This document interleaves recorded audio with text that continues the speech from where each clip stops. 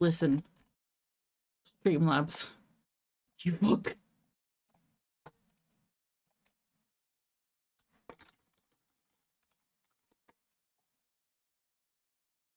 Everybody back in. I hate Streamlabs. Streamlabs, please. Good job, excited. That's like, I'm here for my first. Classic Streamlabs. Just as I'm about to do something, Streamlabs is like, you thought? So that's hilarious. Excited. Mum's back. Beautiful, beautiful, beautiful. Yeah, that was annoying. Yeah, Streamlabs decided, no, which is fine. But since folks are coming back in, I don't know if Kaio's coming back in or if he's gone and done a thing. Just sending me what? Yeah, no. Streamlabs died a death, but luckily loaded straight back up, thankfully. So I was telling you about the games. Right, games list, please. So I told you about the two that didn't get votes. I told you about Diorama. I told you about Catman. I was talking to you about Grimshire. Grimshire from... No, hang on. We should have done this properly. Shantytown was the one with the lowest votes, but it did get some. So, Shantytown is described as a relaxing diorama building game about finding beauty in everyday chaos. Bring new locations to life, stack your urban buildings high, and fill each little nook and cranny with your own touch.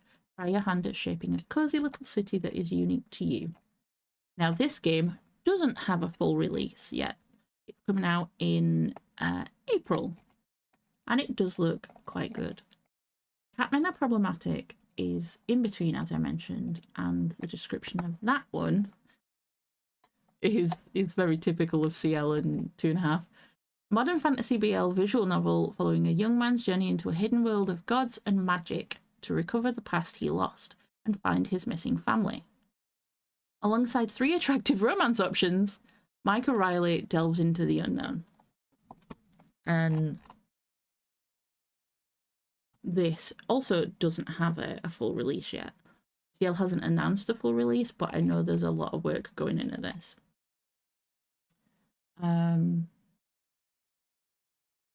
That's that one. And then back to Grimshire again. So with Grimshire, the description is, a deadly plague threatens the village of Grimshire. Manage your farmland, forage the bounty of the wilds, prevent your harvest from rotting away, and keep the root cellar full. Can you bring the community together and survive? So it sounds pretty good. I'm sure the description I heard was Stardew Valley, but your animals and this, that, and the other. And it's not quite... It's like the same sort of style, but not. They're not the tiny sprites. But we'll get it loaded. And the studio's called Acute Owl Studio. And the loading screen, it probably won't let me get it quick enough. The loading screen is their logo, and it really is a cute owl. Yeah, you'll do. Actually, let me see. What do you mean install demo? It's installed. Get a grip. I can get it in quick enough. Hoot. I wonder if I could... Hang on. Now that I've set it, I wonder if I could reload it and it'll automatically put it there. No. It is super cute though. It just doesn't stay up for long. Oh, it loaded once the... Fuck off. But this game is in early access, meaning you will run into bugs, unfinished art, unbalanced gameplay, janky controls, and questionable writing. Thanks for supporting us while we work to make it better. And I do believe this one is the one of the 3 that does in fact have a full release, but as it says, it's in early access. sound is loud.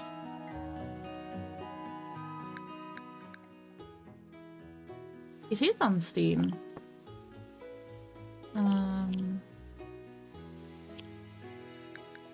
Okay. For me, that's quite loud. Is that a better level for you guys?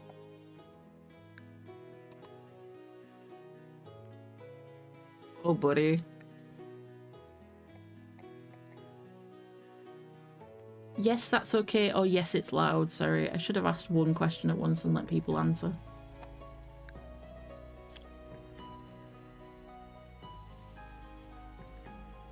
Could it have been an email? Wait, I have the option between animal and tax. Good level, okay. Really loud for me, so I will turn me down instead. That's fine. And I wonder if, because Grimshire does have a full release, I wonder if Grimshire has a category yet. It does!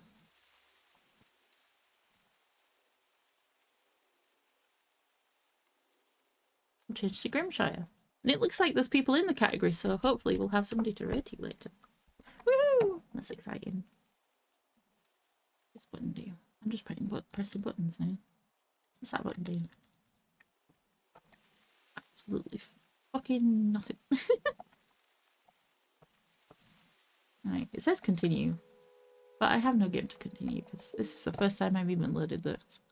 Most phone calls could have in fact been emails, you right. Oh, I need to, hang on, let's put the date, everything, no, hang on, we are entirely in the way, so we'll take it off for now. So, we have La Bunny, La Fox. Hang on, let's just, oh, there's options. Hang on, let me just, oh no, it's put me back where I was. I want to start again. So we have Bunny. We have La Bunny. They're a herbivore, so recover extra stamina from plants, less from meat. Green claw crops have 10%, plus 10% chance to have a bumper crop. And they're fast. They're speedy boys. We have a fox, and they're all white because it's the default colour by the looks of things. Carnivore, extra stamina from meats, less from plants. Bluggies? What the fuck is a bluggy? Have a plus 20% chance to lay an extra egg. What the fuck is a bluggy? Is that a type of chicken? And they also run fast. We have a bear. Look at the bear! Oh wait, hang on.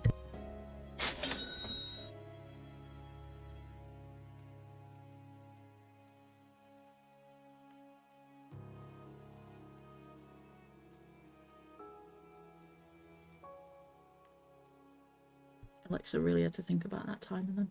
So what we're going to do is probably run over for one, but we're going to play all three 40 minutes each. I've just set a 40-minute timer. So I'm going to try and speed run through this, this bit. Bushes have recover average amount from meats and plants. 30% extra fruit, 20% run speed. Are they all just fast? Deer, we've got extra stamina for plants, not meats. 50% chance to harvest extra grass and run speed.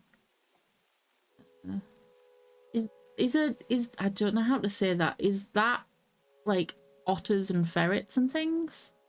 Is it a mustelid? Or is that its own thing? So they're a carnivore though. Although it's a picture of a fish. 2% chance to get meat when shaking or chopping a tree. Oh, beaver, etc. Okay, that makes sense. They're also fast. A raccoon. Look how short it is too! They're an omnivore. They get late night munchies, gain 30% more stamina from food after 8 PM. And they're speedy boys. Oh, it's the profession giving us that bottom one, I guess. There's a feline. Look how grand that cat is. Kaio, look. That's a main, well, it actually says lynx fur pattern, but I'll heap have a 20%. I'm guessing that's like a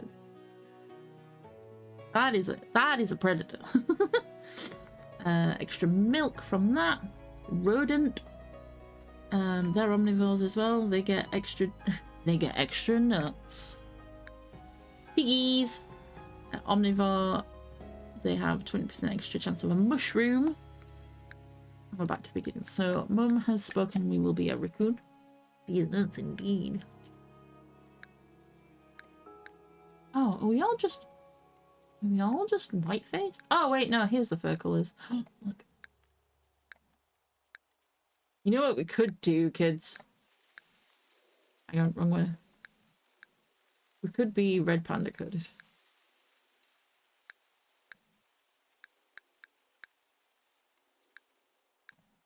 Oh god, the orange face is wild. Look at that. Which way around should I do it? Should it... I'm just panda now. Should I do orange fur there, black fur in the middle, and be like red panda raccoon themed? Can I change? Oh, we can change this too. Let's put that back to the beginning. So we all know that's just going to be Reaper.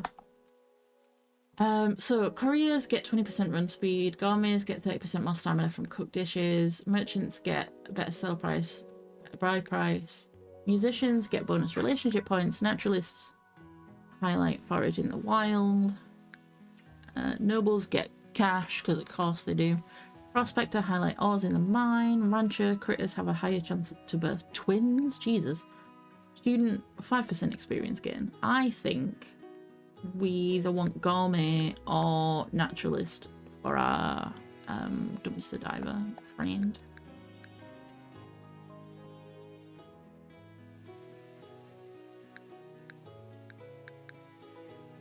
Naturalist, sweet. Fur pattern. Oh, we can change their fur pattern. Wait, red panda is an option.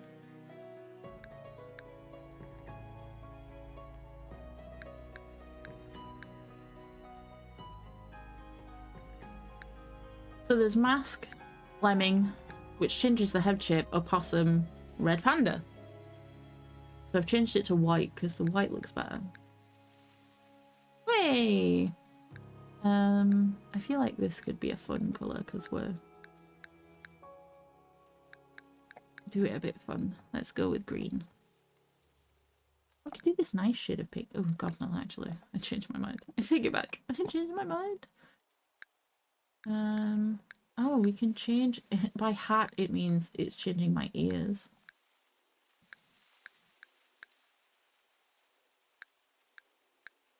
Those are the appropriate ears, are they not? Shirt, we can do overalls, fancy. Ooh, fancy was cool.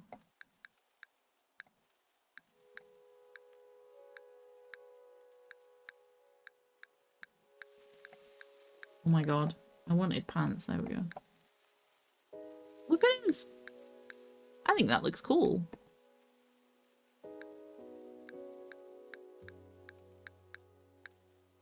Do we want it in white or... I feel like white is suitable. And the green's not bad. Purple's cute. Pink's cute. The red's too much. Green, purple or pink? Green. Cool. Speedrun character creation. Look, that's our red panda. Let's go. Game is grim. And more challenging than you'd expect. Carefully read the descriptions and choose a level of difficulty. Unsteady. For players who want a less stressful experience but still some challenge. The way it was meant to be played, you will struggle, fail, and cry. A grueling experience that only the most prepared players should attempt. It'll be a miracle if everyone survives. Gentle. Easiest mode, you'll have more time to relax and decorate. I feel like unsteady, so we're not missing out on the challenges, but not having to struggle. I feel like, and we can change the difficulty if it's not what we want. That's it. If I wanted to go in and just play with the decorations, but we want a bit of everything.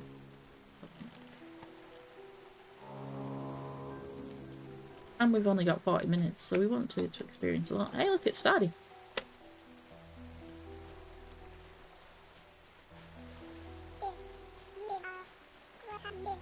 They have Animal Crossing voices. Dudley. His name's Dudley. Finn, what's going on? It's the middle of the night. How do we advance? Do we press the acorn? Dudley, get the healer. I have injured people on board. Dun dun dun! Why am I over-dramatising it? Jesus, it's bad enough that the music's the way it is. Wilfred, lend me a paw and help me carry them out. Oh, look. Is that the mayor? Look! Look at him! Oh, I love him. What's going on, Finn? You woke up the whole village with that blasted foghorn. Who are these people? One of them is me! Whomst is this? Who are these people? They look hurt. Mayor Theo, I barely escaped from the capital. A huge fire broke out. I was asleep in my cabin and awoke to howling and screaming. These two were the only ones I could save before fire consumed the docks, and I was forced to set sail. That's terrible. What happened? Is the capital under attack? No. I don't know. I could hardly see or smell anything through the smoke, but it didn't seem like an army attack, just chaos. Look how many people are gathering. And they're all different things, too. Out of the way. The hedgehog is the healer!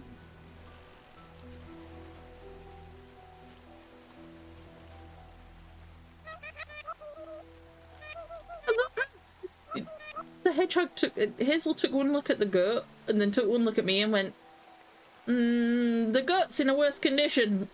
Fuck this red panda. Carry her to my house and be gentle. Her wounds are deep. The raccoon looks okay, but let's bring them inside out of the rain. Finn, what happened to them? I mean, yeah, that's fair. Hazel will be like, I don't know about that red panda. Oh, you're awake. Thank goodness. I love Hazel. Hazel's just baby, look at her. Take it easy. You're safe now. What is your name? Nice to meet you, Reaper. I'm Hazel, the healer. You're inside my home in the village of Grimshire. Hazel reminds me, do y'all remember the streamer Hazel? Hazel Sticks? I loved Hazel. I hope she's doing well. We're a small village isolated by the water and mountains. A travelling merchant named Finn brought you here on his boat from the capital. This house is cute. This room specifically, with all the plants and the big old thing of books. Can you tell me anything about what happened in the capital? Do you know the woman in the bed there? She's badly injured. I didn't realise she was in the bed. Nothing? Was she attacked by a predator? She's covered in bite marks and scratches. Anything at all? Was she a werewolf now? Me theorising before we even know. It's okay. We'll keep a close eye on her. Hello? Hazel? Look at him! Yes, Percy. Come to check on our guests. Oh, hello there. You seem to be doing better. Nice to meet you. I'm Percy, the mayor's assistant. Oh, you poor little dude. Speaking of, the mayor is eager to meet you, but he is currently asleep. Hazel, how is your other patient doing? Not good. She's lost a lot of blood from her injuries. I should get back to treating her. Oh, I'm sorry to hear that. Don't let me keep you. I don't know if he's a hamster. I think so. With the way he's chirping, potentially. We're all shocked to hear about what happened. From what Finn described last night, the capital is not safe to return to. He's got the cheeks. Finn shipped off this morning to try and find out what happened. In the meantime, we've discussed what to do with you. You're welcome to stay here as long as you like. Grimshire is a small community. We work together and support each other. There is an old abandoned farm on the western edge of the village that you're welcome to stay in. It's funny how the abandoned farm is always in the west. Follow me, I'll show you the way there. Shocked that there's an abandoned farm that I can just randomly occupy. But see what I mean about the whole perspective? Like, the sprites are obviously bigger, but the perspective is that similar, familiar thing. I wonder how shit these farms are. Door over there leads to the village root cellar. We stockpile food in there for emergencies and for surviving the winter. Oh, do I get a little tour with Percy? Here is the general store. It's run by a lovely Sturt family, the Hawthorns. I'm here for all your basic need. Hawthorns. That's bringing me back to town of Salem. If anything. This way to the old farm. I wonder if the Hawthorns are as big a crooks as fucking what's-his-face. Yeah. Plot twist there, Jojo. Here's the old farm field. It's not much, but you're welcome to use it. There's crops that haven't been harvested in there, my dude. Previous owner came from the capital after inheriting it from their relative. Unfortunately, they weren't great at farming, so they returned to the capital and left this mess behind. I don't know if it's intentional, but it feels like this is a dig. Also, I should put my, put me back on high. Feels like a dig, doesn't it? Anyway, follow me! We're almost there. Secretly, Grimshire is what happens to Stardew Valley when the farmer leaves. Farmer left because farmer couldn't do anything, and they all got cursed in the same curse as, is it Crush Crush? Or Blush Blush? One of them is men that have been turned into animals, and you have to romance them to turn them into people again. Hi, Gunner! Of course, Gunner said Gunner makes himself known at that point.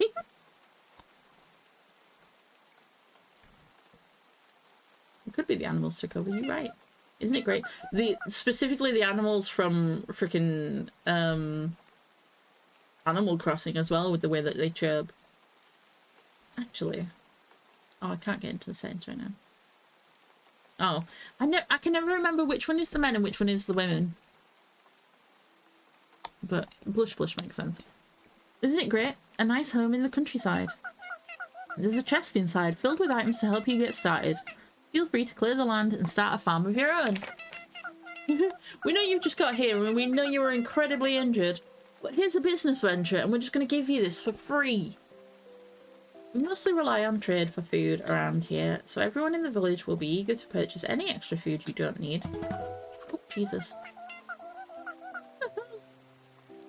Alright, you should introduce yourself to everyone. Why do we have to keep doing this? Once you get a chance.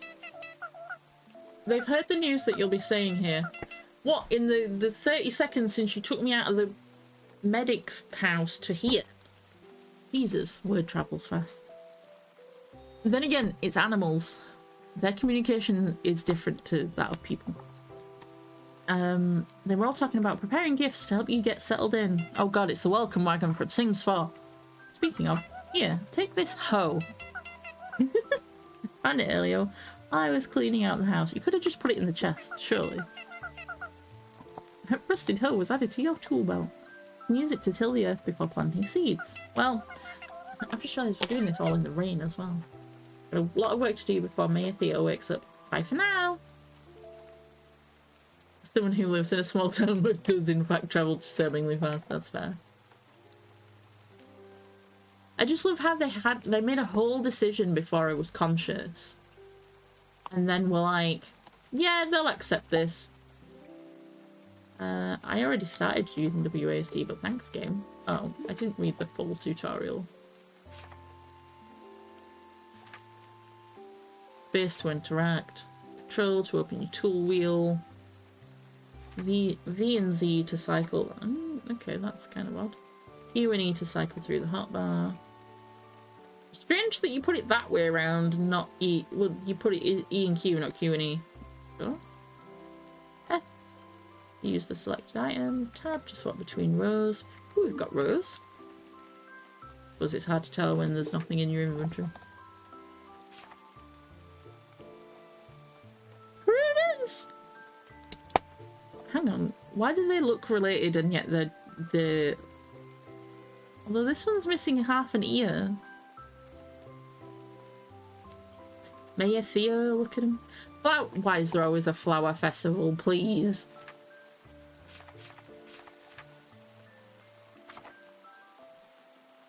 Oh, look at them. Hazel Greenleaf lives and works at the herbery. Hazel is analytical and sometimes called Hazel is a fucking delight. Shut your mouth. So Hazel is a hedgehog. Percy is a lemming.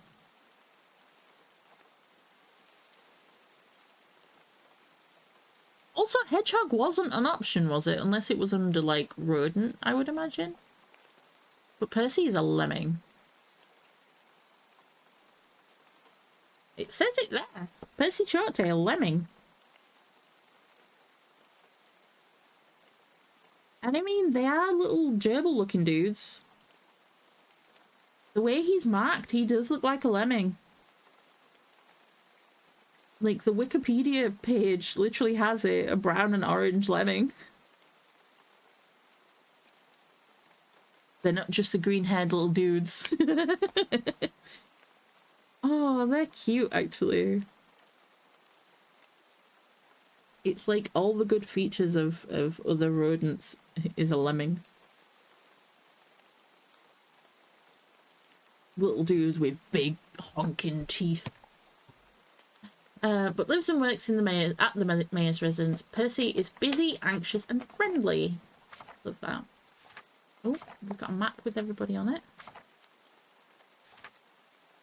Willow! Oh, Willow the squirrel! Can't tell me anything else. Meet and greet. It's 26. Fucking Jesus. Yeah, we're not doing that.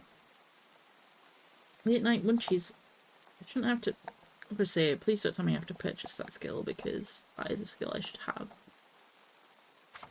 But we have a skills menu. That is the full skills menu.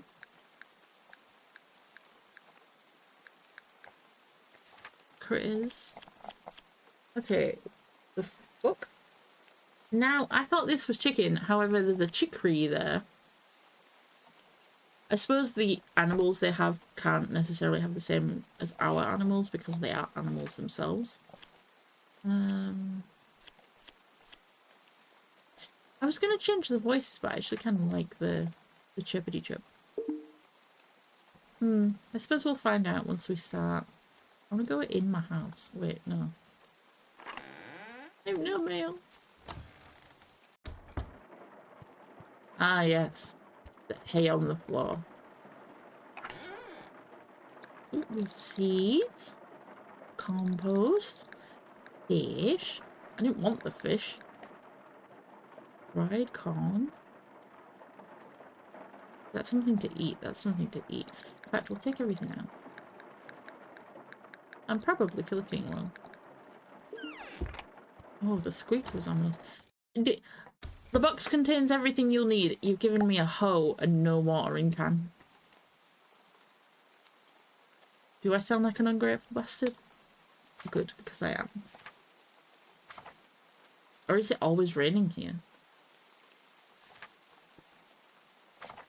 Not once is it mentioned. Oh no, remember to water your seeds every day as they will not grow without water.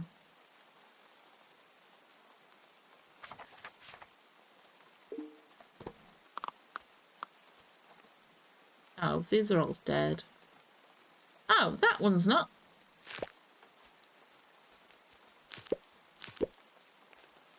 A mile dead. These radishes were like, never say die. These ones aren't even ready yet. Oh, we get plant debris.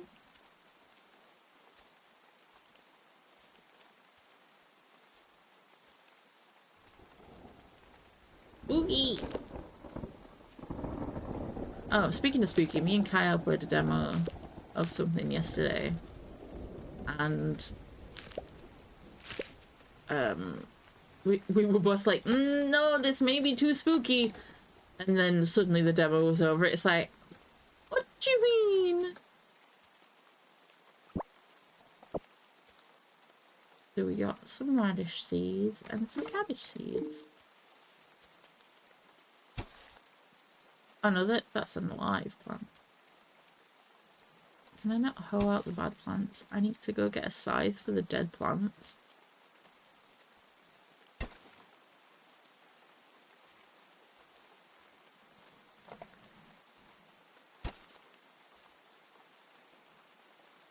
He did get Batman trauma twice.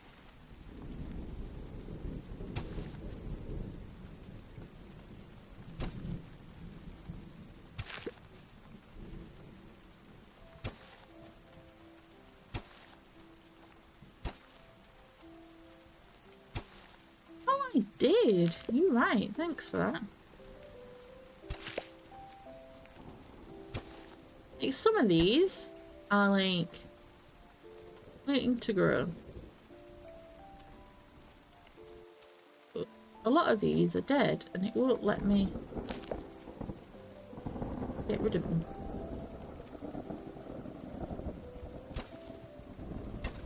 I don't know why that some things are spacebar, but some things are the F key.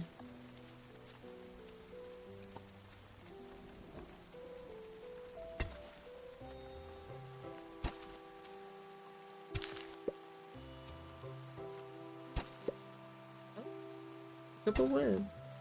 So it let me wreck some of the fence first, but oh.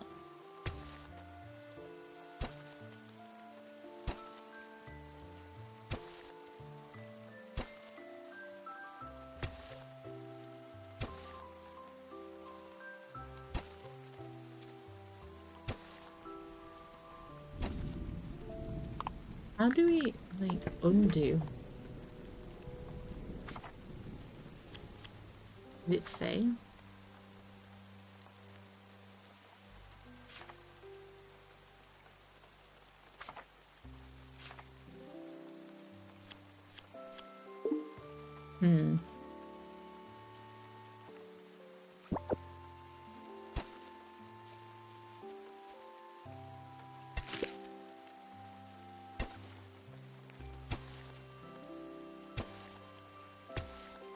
I went into full hardcore concentration mode for a second there.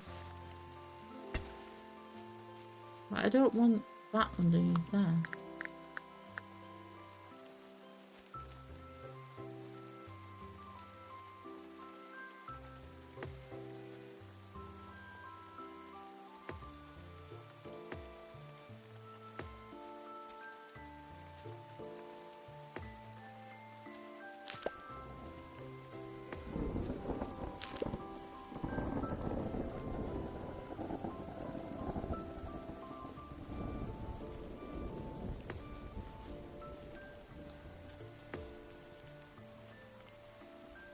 I've also run out of path at the last. This is an outrage. How do I?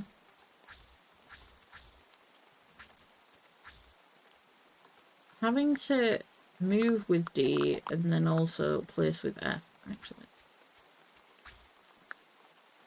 Oh, I found a way around it. I can plant it where the dead plants are. Oh wait, that's... Fuck. That's not what I wanted it to be.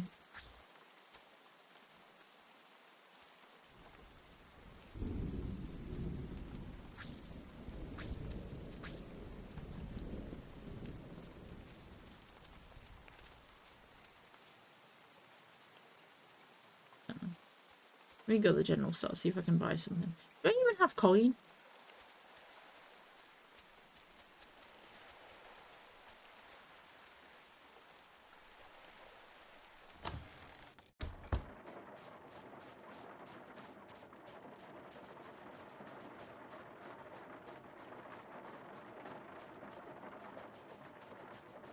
What can I say? Okay. Just cutting in. It's really important.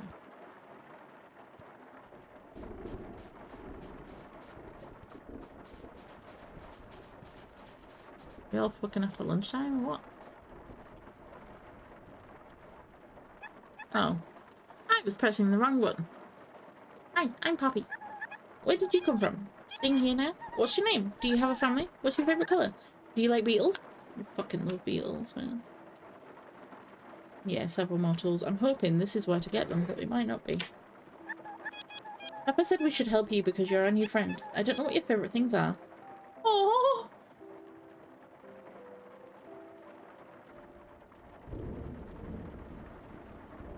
This baby! So. Go on, give me more questions. Can I have my allowance? Oh, you sweet little bean. 1 coin? I will treasure this 1 coin. I'm not even going to spend it. Dudley. Looking better now. My name is Dudley. I'm in the general store with my family. Stop on by if you need something. That's why I'm here. We restock every Sunday after Finn visits.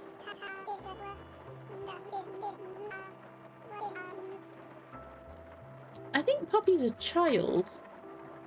At least I'm hoping Poppy's a child, almost. Hey, give me some wallpaper to decorate my shack. Villages. Let's see. Poppy.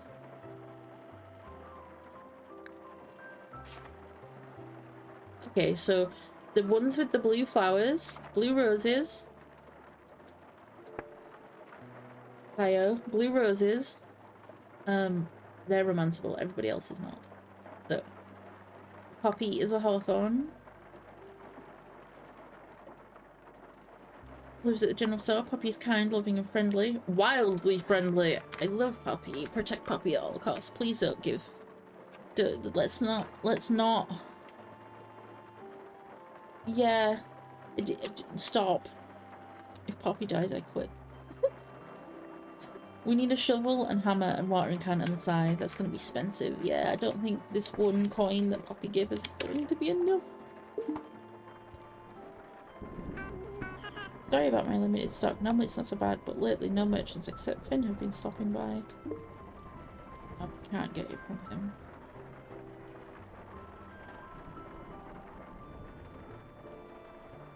He has stuff.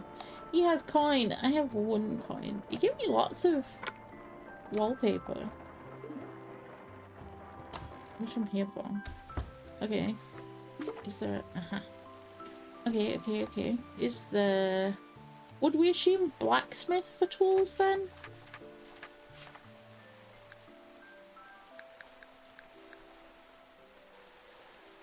So I reckon if we go back to the farm, up, we can pop in by the carpenter on the way and see who the carpenter is. I know Clint upgrades things for you. Oh boy. Oh, it says 40. It said 48 when we were in there. It lied, and I'm stuck. I don't know how we've gotten here. How we get unstuck. Oop, there we go. Wiggle and get. Easily. Wiggle, wiggle, wiggle, wiggle.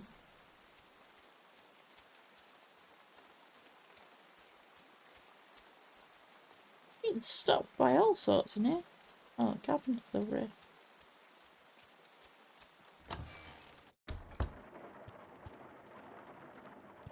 Are you fucking having me on? Woman? Can't interact. Oh, there we go. Is Willow the carpenter? I love that. Blessed with the beauty of nature here. It's very peaceful out in the forest. I got you a gift to help spruce up your new place. I hope it helps you feel more at home. Oh yeah, they've all got gifts for me. Herringbone flooring! Thank you. The good sermons are so beautiful and inspiring. Are you the carpenter?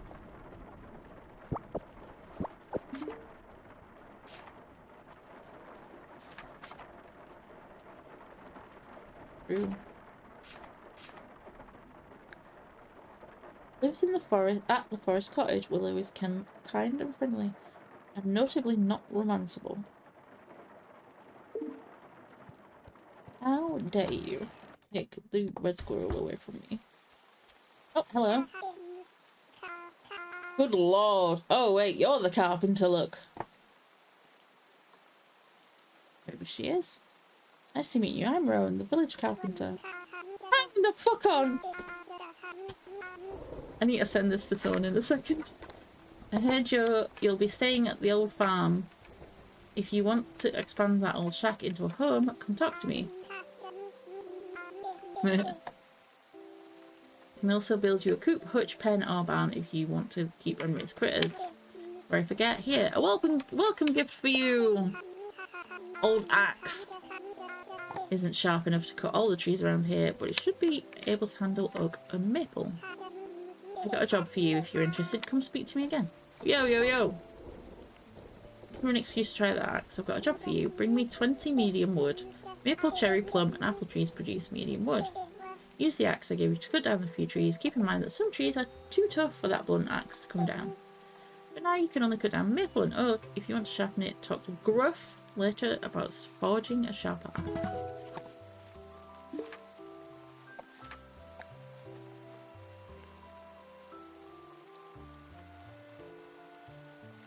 I'm trying to screenshot and it's going awry.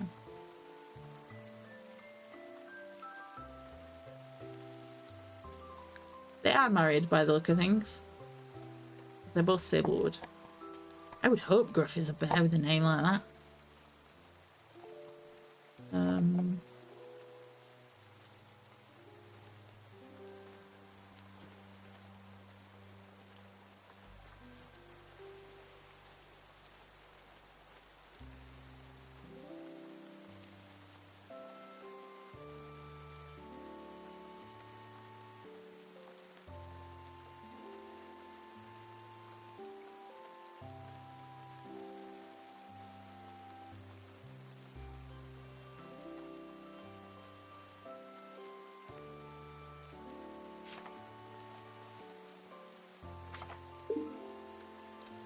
Right, back on track. We were going up here. Oh, sprint.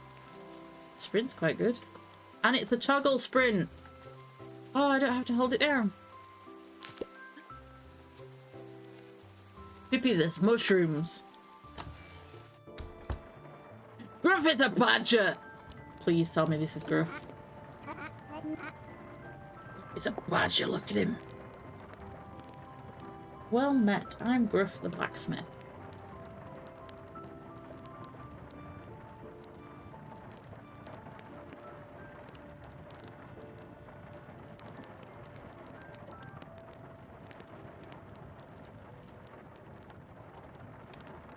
Yeah, I just collected a morel. Has to give you a tool, right? I hope so. Welcome to Grimshire, friend. Also, the fact that it's the blacksmith that started with the well met is brilliant.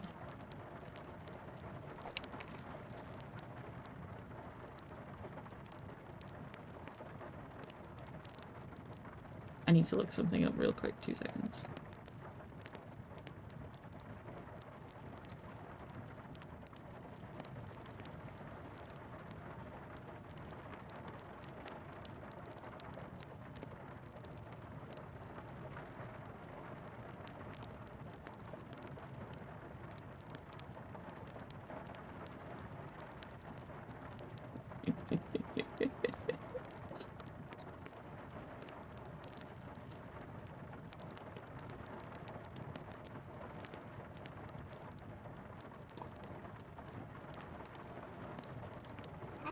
I have something useful.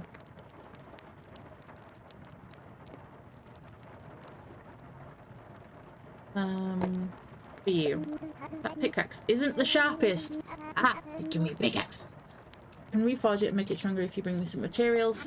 Anyway, come talk to me again once you've settled in. I have a favour to ask. About that favour, can you bring me 5 copper ores? I've been too busy smelting ore at my furnace lately. I'm in the mine to the left of my house. Break the walls in the mine with the pickaxe. Look for veins of ore in the walls and dig them all out. Keep in mind, the deeper you go, the greater the treasure. Oh. Badger, badger, badger, badger. I know. We need to confirm that he's a badger. Also not romanceable. You're rude. Lives and works at the blacksmith. Gruff is curt, reserved, and loyal. Aww. Is this goat your wife? No, these must be. You're just not romanceable because that's how you choose to be. Because you're the blacksmith. And that's how it should be. Oh look, we get to select a floor in the mines too. I wonder if he's married to a deer. Oh, maybe. Pickaxe, brick. Walls contain ore. Progress the mine, find the ladder down. Weak spots are spread throughout the mine. If destroyed, they will collapse the mine. Surrounded by unstable walls. Use a hoe to dig up cracks in the mine floor. Okay. Gnash the teeth! Boop in the chalice! Gunnar really wants that Pokemon. Hang on. Press the wrong button. So we do have a good inventory space. Genuinely have to break walls. I love how it didn't like edgelord, Gunnar. Why is it always you finding the terms that my chat doesn't like? I'm gonna have to change this keybind if we play this game again.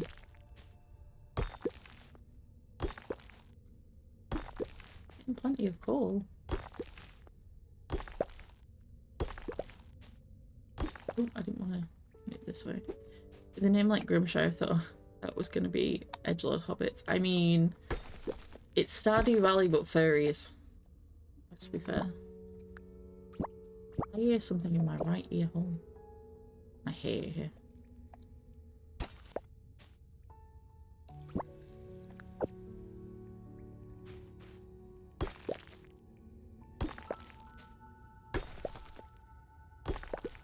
Not the most accurate thing, but we have to remember this is the demo and the game is currently in early access.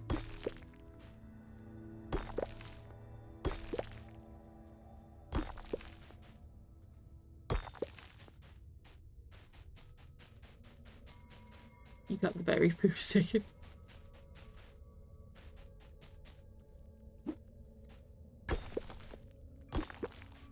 I ain't seen no copper ore. I don't think... Oh! Quartz! That kind of looks diamondy. Oh, there's a... That might be copper. So it's different from Stardew in that we're... Oh! Stealing shit. Like, the mine levels aren't your average. This is neat, actually. Oh, right button does the thing, as well as... The more you know. Not close enough. That copper. Hey, finally. A little bit inaccurate, but we can deal with that.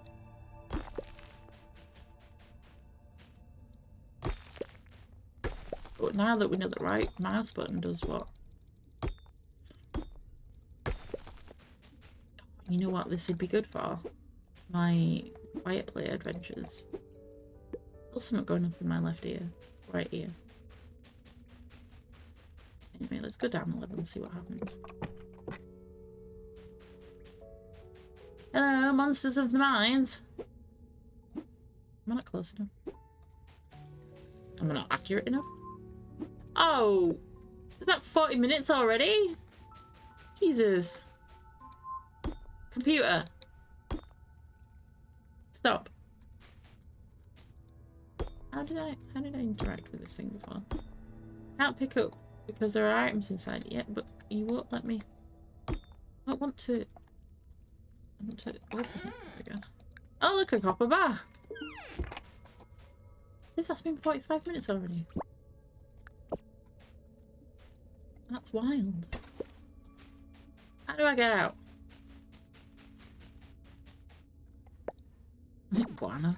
I mean, there's bats. I'm not prepared for bats. I mean, it sounds like there's bats. Kibble nibbles. Cooking oil on a lantern. Lantern give us light right now? No. Where's the ladder? Let me out. Took me right the way out, okay. This is cute though. Oh no, absolutely not, but we need to move on to the next demo. I just wanted to have a quick nosy round. I want to see what that... Oh, I'm practically at it. The map's not proportionate, but look. Oh look! Fish. More radishes. People are going to be sick. No, actually, there's a lot of herbivores around. They're going to love the radishes. Bitches love radishes. That radish is in the middle of the road.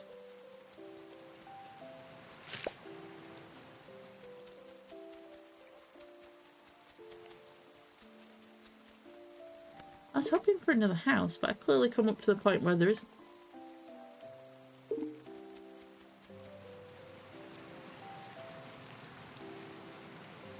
What do you mean?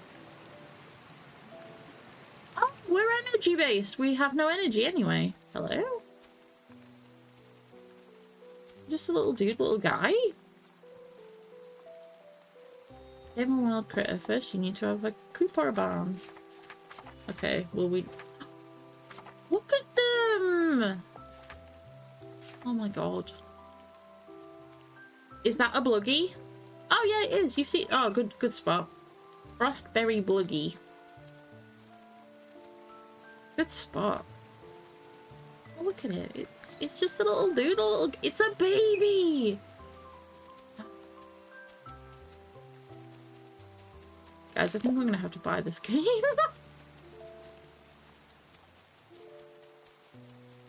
I think mayhaps we will have to buy and play Grimshire. Oh no, what a problem I face. Mint. Oh, more mushrooms. More mushrooms.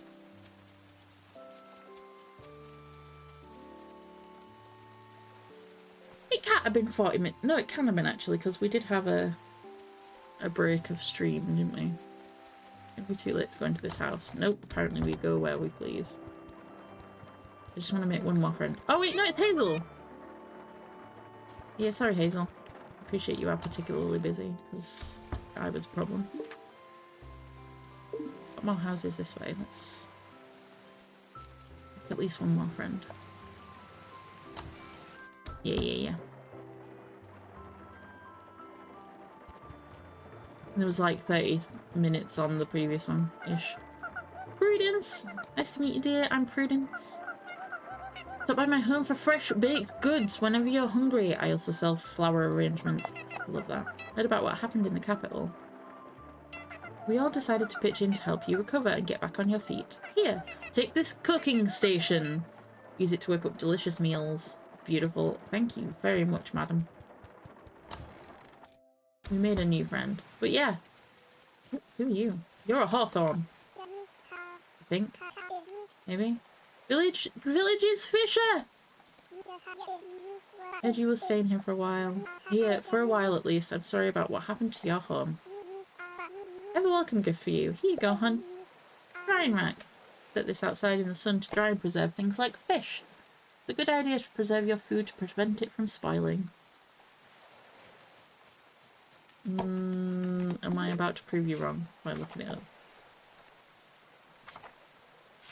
Hang on. So Dudley and Poppy are stoats. Willow is a squirrel. Rowan is a fox. Greta is a nutria? We're learning all about animals today. And is it nutria? Nutria? I spelt that wrong. It looks a bit like a beaver. But it has a rat tail.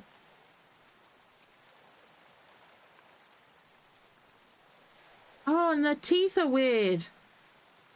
Or at least that one's teeth are weird. Jesus. Got bright orange teeth.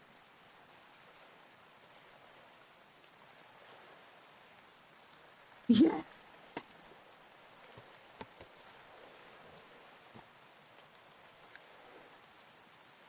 Prudence is a mouse. We should have known.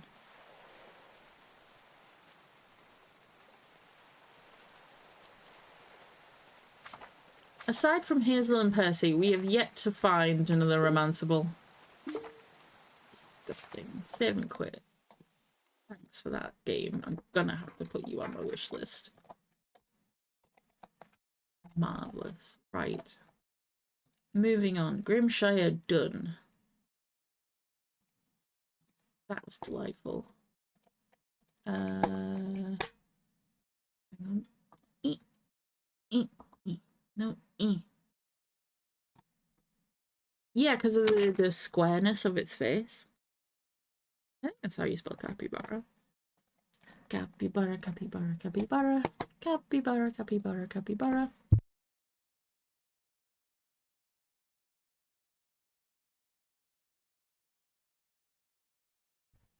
Okay. So we now want, what was the next one? That's what I was looking up.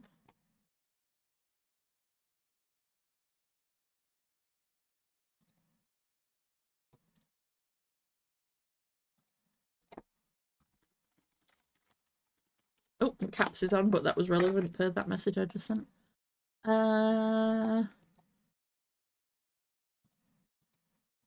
To-do list, there is. Cat men are problematic. Wonderful. In between. Now, I don't know if this one will have a category yet. And I put that in the wrong place.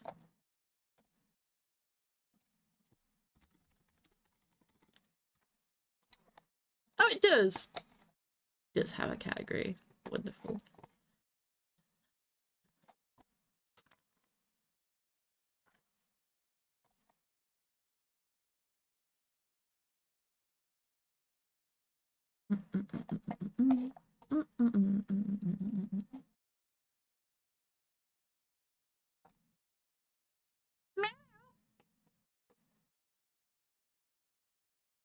There's a meow in the screens. This is currently not full screen, but let's just switch.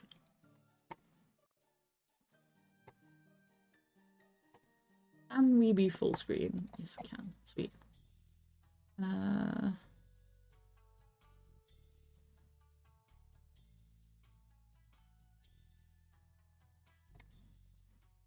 Turn the volume down a touch. The game volume. Okay. Okay. This one of Seattle's games. I love how there's always a load thing. It's like computer.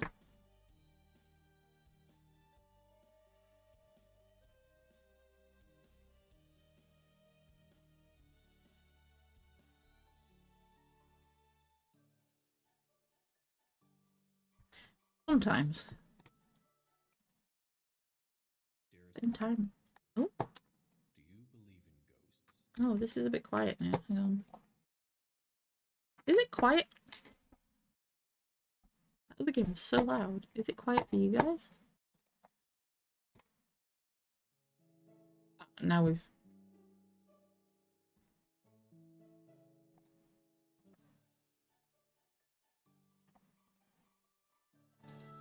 That's just the music. The sound is up high. Fine, we'll turn the music up and see if it makes a difference. Dearest Micah, It made a difference. do you believe in ghosts? In spirits? In demons? I do. There's a world right on the edge of your consciousness. But not everyone can see it. Those of us with the sight have a duty to protect, to So mature. maintain. I deeply apologize for what I must do, Uh-oh. my son. Micah, your dad's an I love asshole. They got duties. Edwin Riley. P.S. Happy birthday, Micah. How I wish I could be spending it with you. Bruh.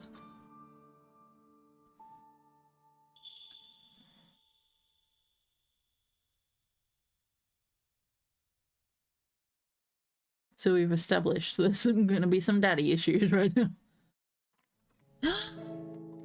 You can see behind you! He's just a tiny guy, but you can see him! Look at my mouse cursor that is moving around on the table there. A world away from ghosts, from demons and spirits, was a young man named Micah Riley. 24 years old, he just... Now the music's really loud. I can't fucking concentrate.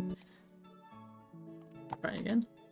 24 years old, he just recently graduated from the Dynasty Institute, a highly competitive and prestigious university with a diploma in business.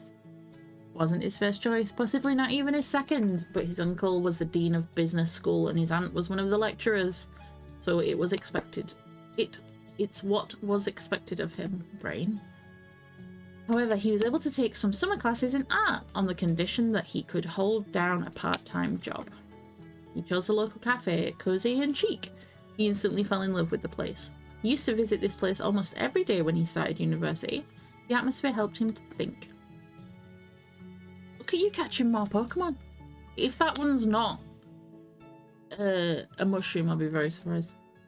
Mary ran the business side of things, but was also a skilled barista, teaching him how to do latte art, which he got pretty damn good at. Thank you very much.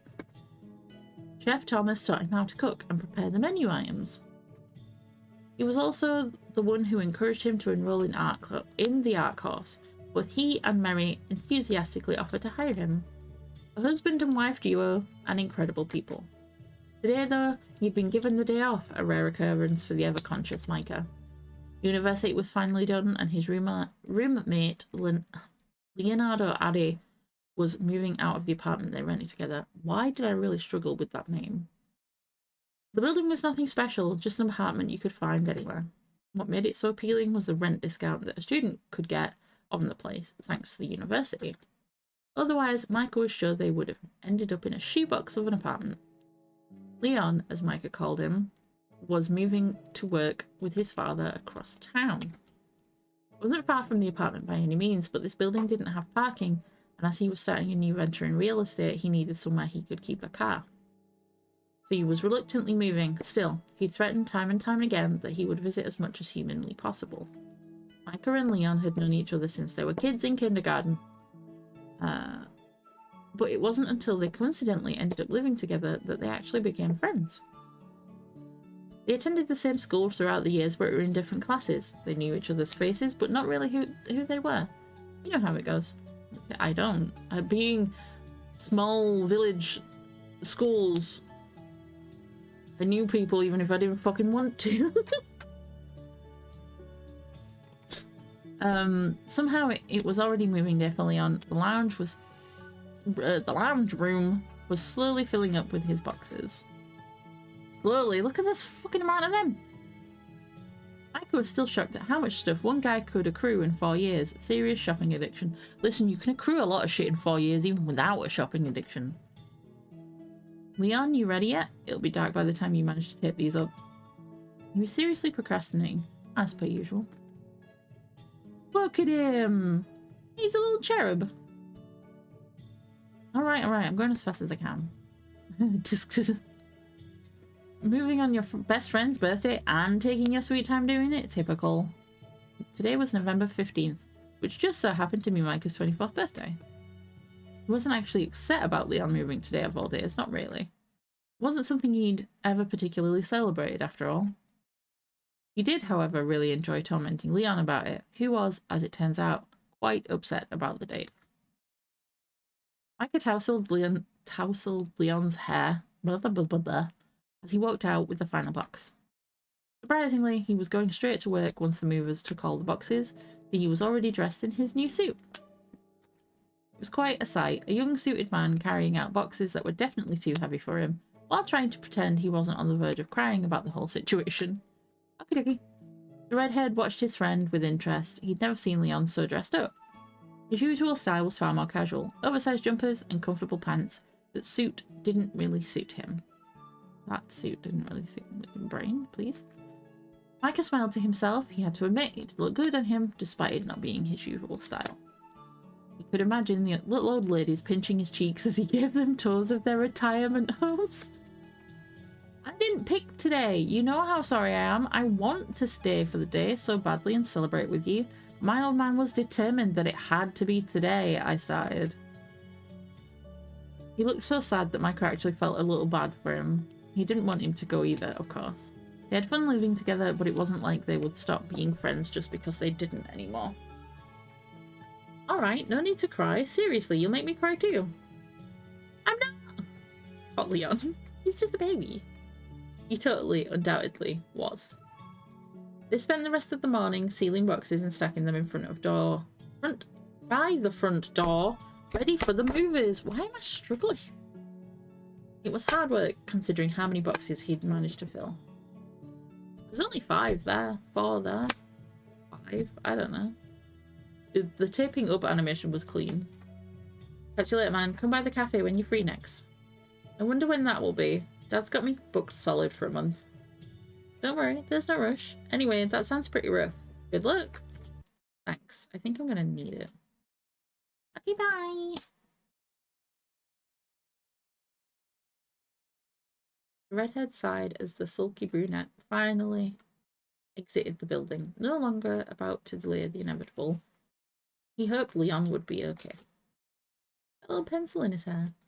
As strange as it was going to be alone in the apartment, his silver lining was getting out of celebrating his birthday that year, an occasion he was less than fond of. Disturbing his tired thoughts, a vibrating tone sounded from his pocket. He didn't even need to check who it was. Is Leon texting already? That's wild. Needy much, Leon? Fucking is! I like the phone. The phone's cute. Did I say happy birthday? Oh, please. Happy birthday! Oh no! You said happy birthday already? Now get to work. Don't want to get fired on your first day. Button's blinking here. He's such an idiot. He's the sweet boy, Micah. Leon was only slightly younger, but sometimes he acted like a lost kid. Any excuse to text or call, he'd take it. It was endearing, if not a little tiresome on occasion. Still, it made Micah smile as he locked his phone once more. Oh shit, we've progressed in a weird fashion. Oh, we've gone backwards. What? I've broken it! I scrolled, and I'm not sure why I scrolled, but we're gonna end up seeing these texts again, like. This is my fault, not the game. I didn't know the scroll wheel would do what it just did.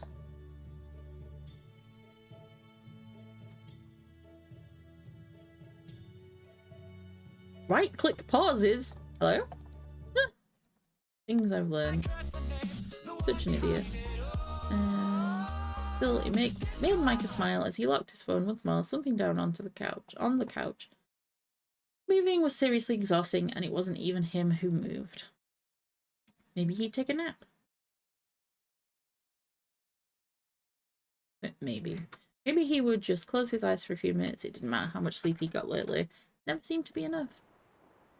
A sudden roar of thunder and a flash through the sky woke Micah with a start. It was dark. The room was nearly pitch black. From the storm?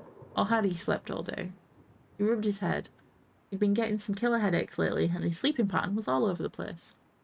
With a yawn, he lifted his phone to check the time as he reached over to turn on the lamp beside him, squinting as the sudden brightness hit his tired eyes. Oh man. He sighed. Slept the whole day. He'd catch up on messages later, he decided. Micah rubbed his forehead again, trying to calm the headache. He had been having a dream. It seemed so real. But now he couldn't even remember what it was. It was right on the cusp of his mind, but out of reach. Fuzzy mind tried to recall how he ended up asleep on the couch, all while his phone continued to blip with notifications. Birthday wishes, reminders, emails, Leon updating on his new apartment. Love how Leon was probably the first person to say happy birthday to him, and it still felt like that was not first thing in the morning. With a casual swipe, he erased the building alerts on his home screen. He'd catch up on the messages later, he decided. He'd already decided that.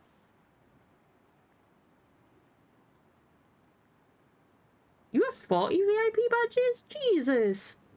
I only have 20. That's rude. His eyes drifted over the date in the corner of the screen. Happy birthday to me, I guess. Family didn't celebrate birthdays, but he did have one tradition. Every birthday it would rain, without fail. He'd sit by the window listening to his favourite music and sketch. Oh, he's a lo-fi boy. He loved the rain. It was melancholic. One of his earliest memories was playing in the rain with his someone? Who was that again? He frowned. Couldn't remember his face. He knew it was a young man playing with him, but he couldn't remember who it was. He held onto his head tighter now, feeling the headache get worse. It always got worse when he tried to remember his childhood. All he could remember was that smiling face through a deep haze. Sometimes it seemed so clear. He could almost make out his features. Other times, nothing. Micah got off the couch with an effort unbecoming of one in his early 20s. Actually, at 24, you're practically in your mid-20s there, my guy. You're closer to 25 than to 20. And wandered towards the balcony doors. Watching the rain outside made him feel calmer. He breathed out on the glass of the doors. He wrote a single word in the fog. A name. Edwin. It's his dad. Followed by another. Riley. This name, he was sure it belonged to his father. He was sure that's whose face he saw when he remembered playing in the rain. The name on the letter he kept hidden from his Aunt Caroline. Didn't like any mention of Micah's parents. It seemed like she wasn't very fond of them. Raised by his aunt and uncle, they were the only family he ever knew. They weren't bad people at all, but he never felt like they actually wanted him around. Aww! He did what he was told, studied what they wanted him to. He learned to never ever ask about family. He only knew that his father was his aunt's brother. So hang on, these weren't even his parents, and they were like, you can't do that, you need to do this at school. I suppose they became his parents / guardians for whatever reason. The subject was banned early on when he came to live with them for some unknown reason. Sounds like Harry Potter. Except he's ginger like a Weasley. Couldn't remember much before then. Just that when he awoke in the hospital, his Aunt Caroline told him he would be living with her now. Woke up in the hospital? Jesus! You would never see the wretched old man ever again. Wow! She wouldn't tell him who this wretched old man was, though, but somehow the thought of not seeing him made him sad, even if he didn't know why. Huh.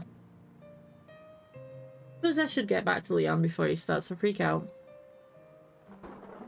Take too long to respond and he'll convince himself something horrible happened. So little faith. He's just a concerned friend. Oh, that was a satisfying stretch. The redhead smiled to himself. Sometimes Leon was so awkward and dorky, and other times he was like a mother hen, worried over his injury-prone little chick. Are you injury-prone, Micah? Not that he'd call himself injury-prone. He did find himself crippled with migraines a lot, though, so maybe he was in a way. He worries too much, honestly. He's just trying to be a good friend, Micah. Still, it's nice that he cares so much.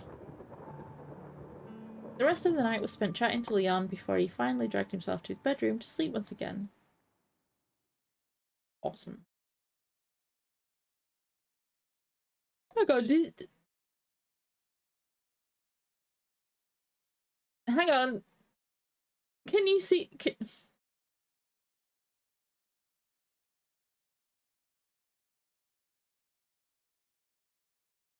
This offensive item up here, look at that. The groggy and sleep-deprived young man clung to his pillow as he begrudgingly awoke from his restless slumber.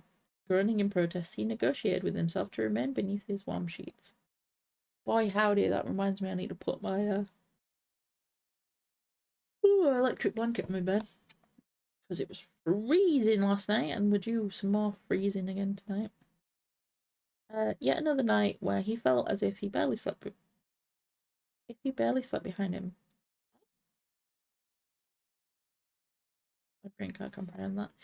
His headaches and fatigue were getting worse. Right. Work. Feddies. He was back at work today and glad for the distraction. While wasn't able to get that precious extra sleep, he wasn't too bothered. He wasn't much of a fan of having too much time to think. If he stayed here, that's all he'd end up doing. This setup's nice. So you'll see more of the poster now. Sooner or later, he'd have to face his aunt and the business career she wanted. Oh yeah, she wanted him to be a businessman. He didn't know what he really wanted to do. I rearranged that entire sentence. He didn't know what he wanted to do, really. I need a heated blanket with brush cotton sheet and silk quilt cover. That's fair enough.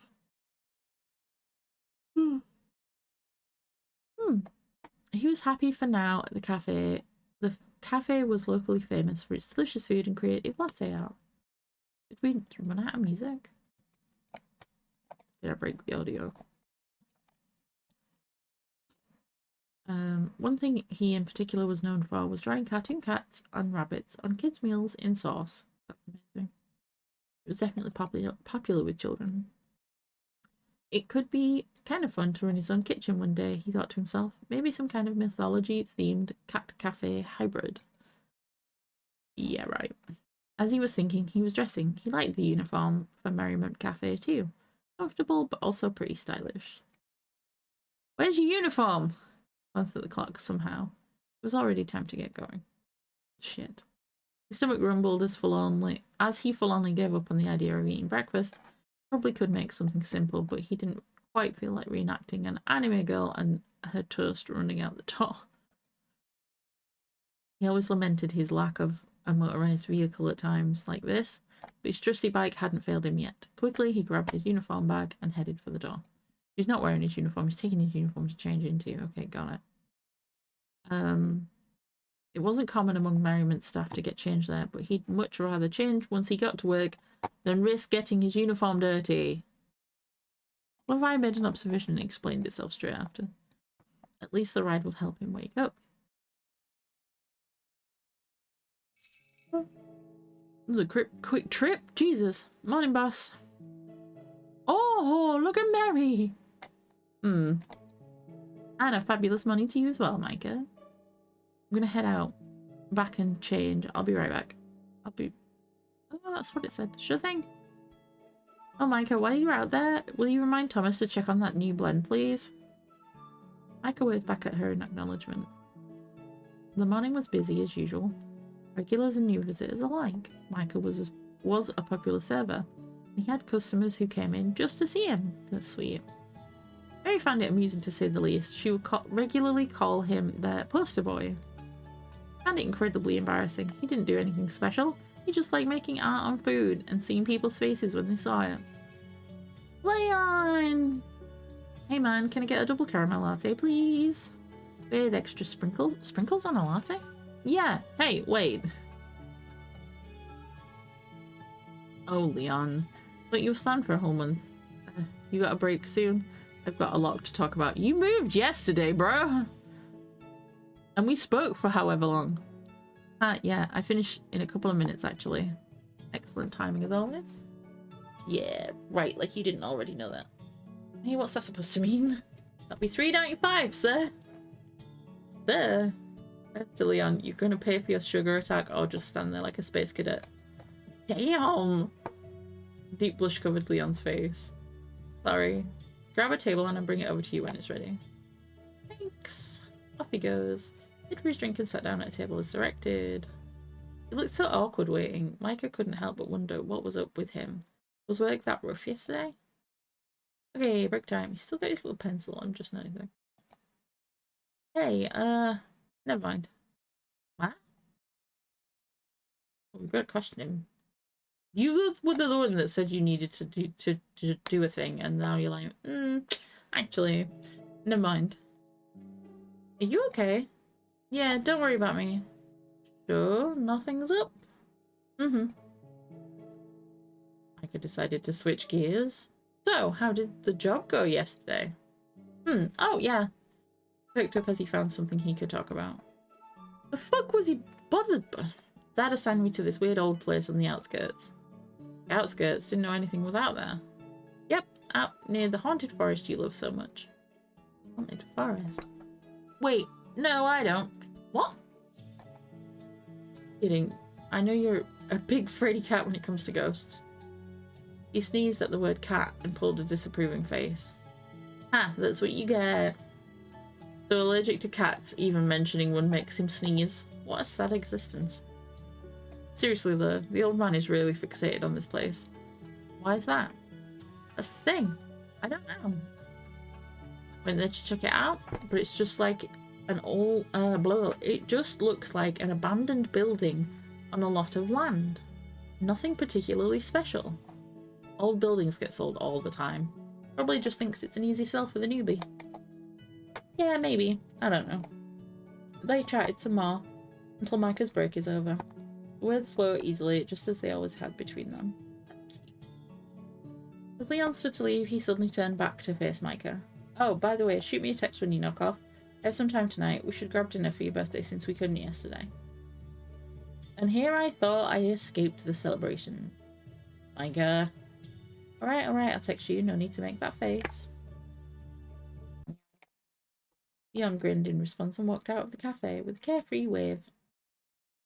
With yet another sigh, Micah shook his head and smiled to himself before getting back to work. PP. The shift passed by quickly after that.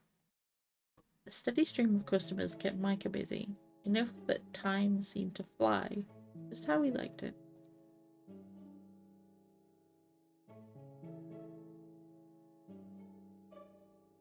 He glanced up at the clock. Knock-off time already. A moment later, he had changed back out of his uniform and prepared to leave. He dug his hand into his pocket searching for his phone to text Leon, only to discover nothing was there. With a frown, he checked his other pocket. Nothing there either. Shit. Great. This is just great. Where could it have gone? He rushed back into the staff room and scanned over the area. Nothing. It was nowhere in sight. Then, somewhere in the cafe, could it have fallen out of his pocket? 10 minutes of searching later, he rubbed at his temples. It wasn't anywhere.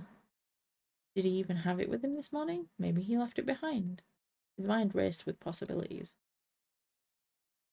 He rushed out of the cafe doors, calling out a hasty goodbye to Mary, and grabbed his bike to quickly get home. Pedaled hard, desperately hoping he simply left it behind, and didn't lose it on the ride in. It would be such a huge pain to have lost it for real. Even disregarding the cost of a new phone, he would have lost everything he kept on it. His ride home was stressful. Everything that could get in his way did. How come only when he was in a rush did people feel like suddenly appearing in front of his bike? Thank you for the full shebang. A pervasive sense of doom and frustration built within the redhead as he raced up the stairs to his apartment. He didn't quite understand his own panic. It was just a phone after all. He didn't care about it beyond the inconvenience of its content. So why did he feel such a pressing desperation to have it back in his hands? That's called mobile phone addiction.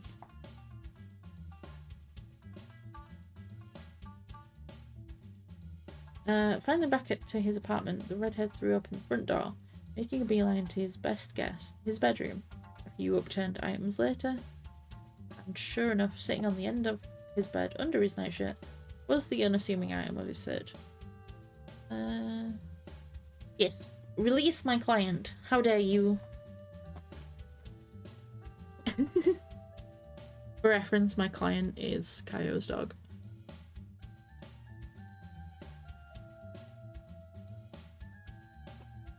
Client must be released from Azkaban and given his compensatory headpats.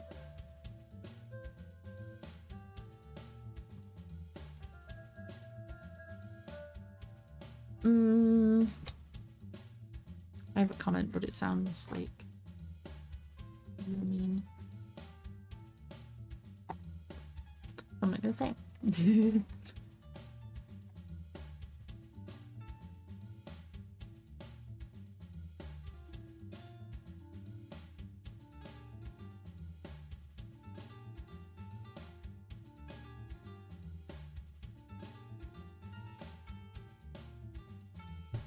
I was just gonna say, is living with your family not like living in jail?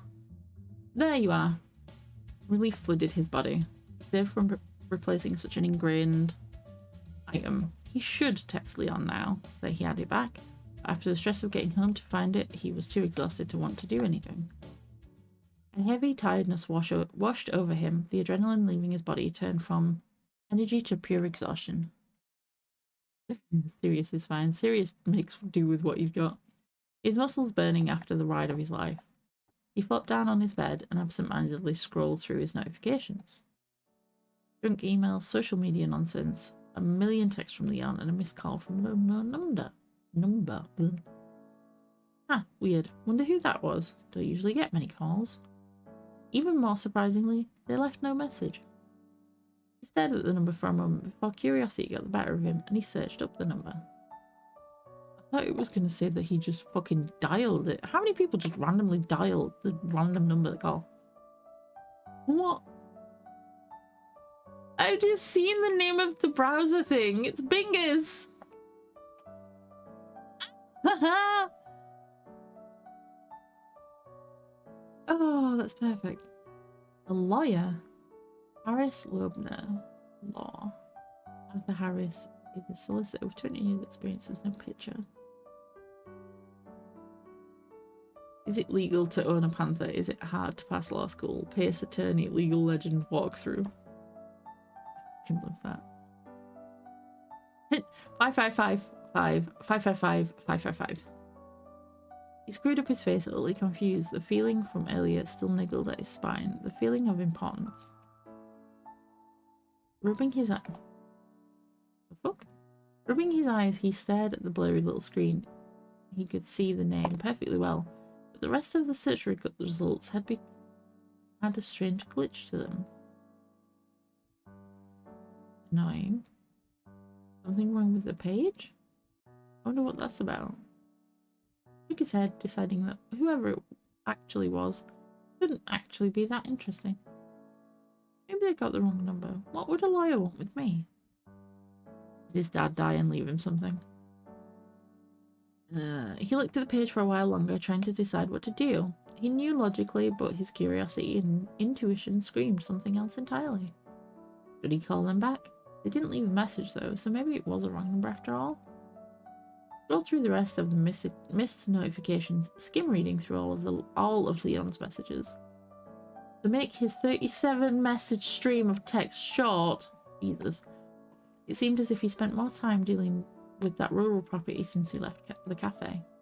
His dad really wanted it by the sound of it. Finally, he was all caught up. He felt bad. He'd promised Leon he would text him as soon as his shift finished, but that became a little difficult to do without his phone. Micah was still thinking about the missed call too, absent-mindedly scrolling through nothing as he stared aimlessly at the device.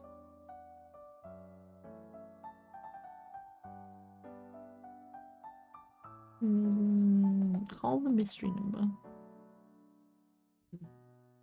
Mysteries. Micah stared at the missed call. Something about the number drew him in, captivated him. He knew that he had to speak to this person now.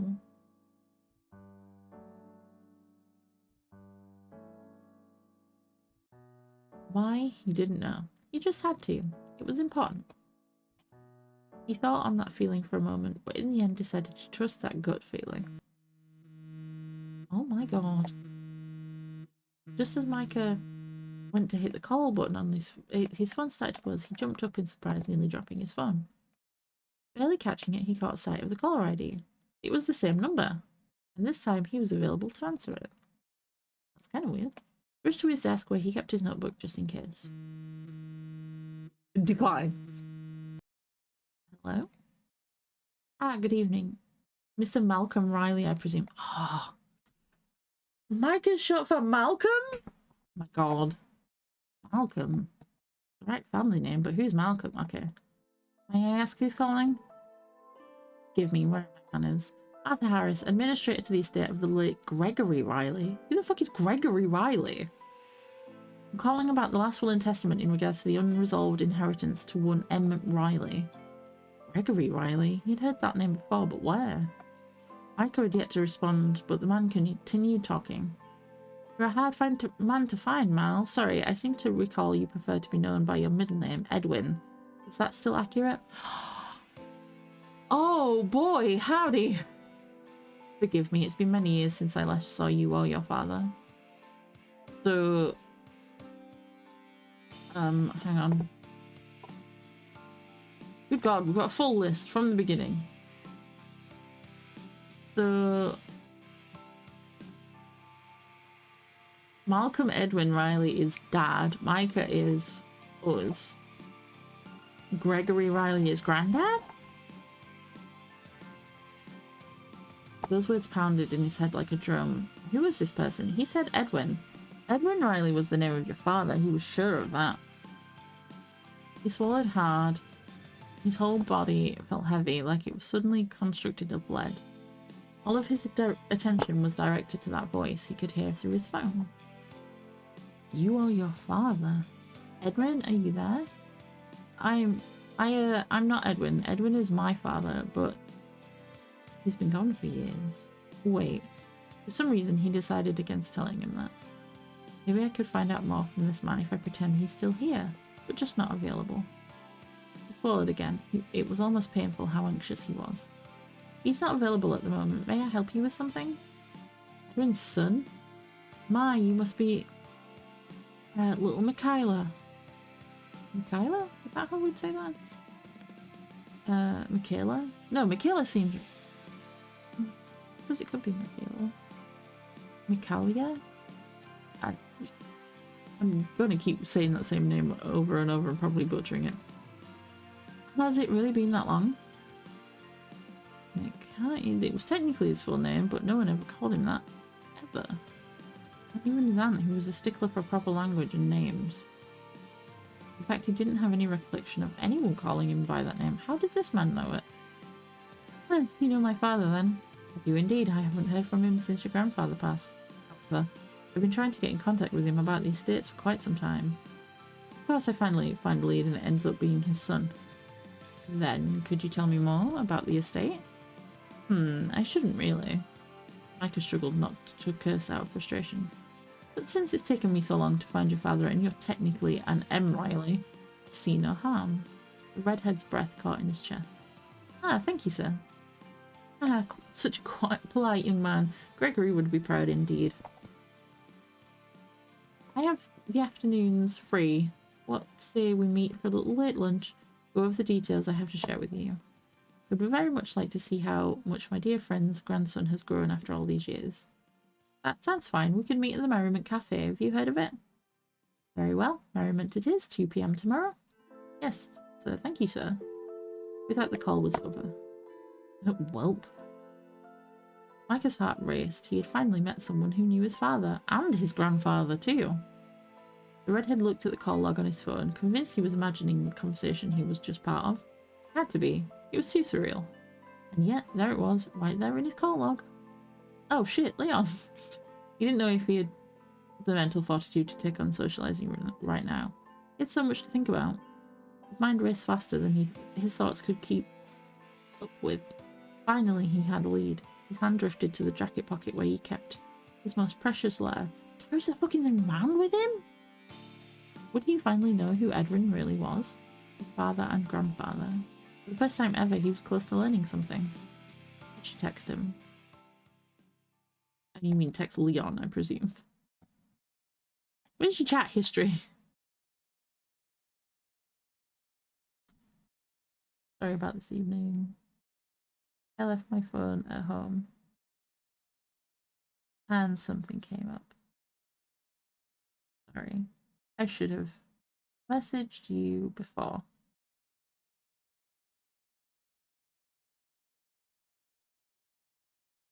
Oh, it's okay. Everything alright? Oh, Leon. Yeah, it's all good. Just family stuff. Nothing special.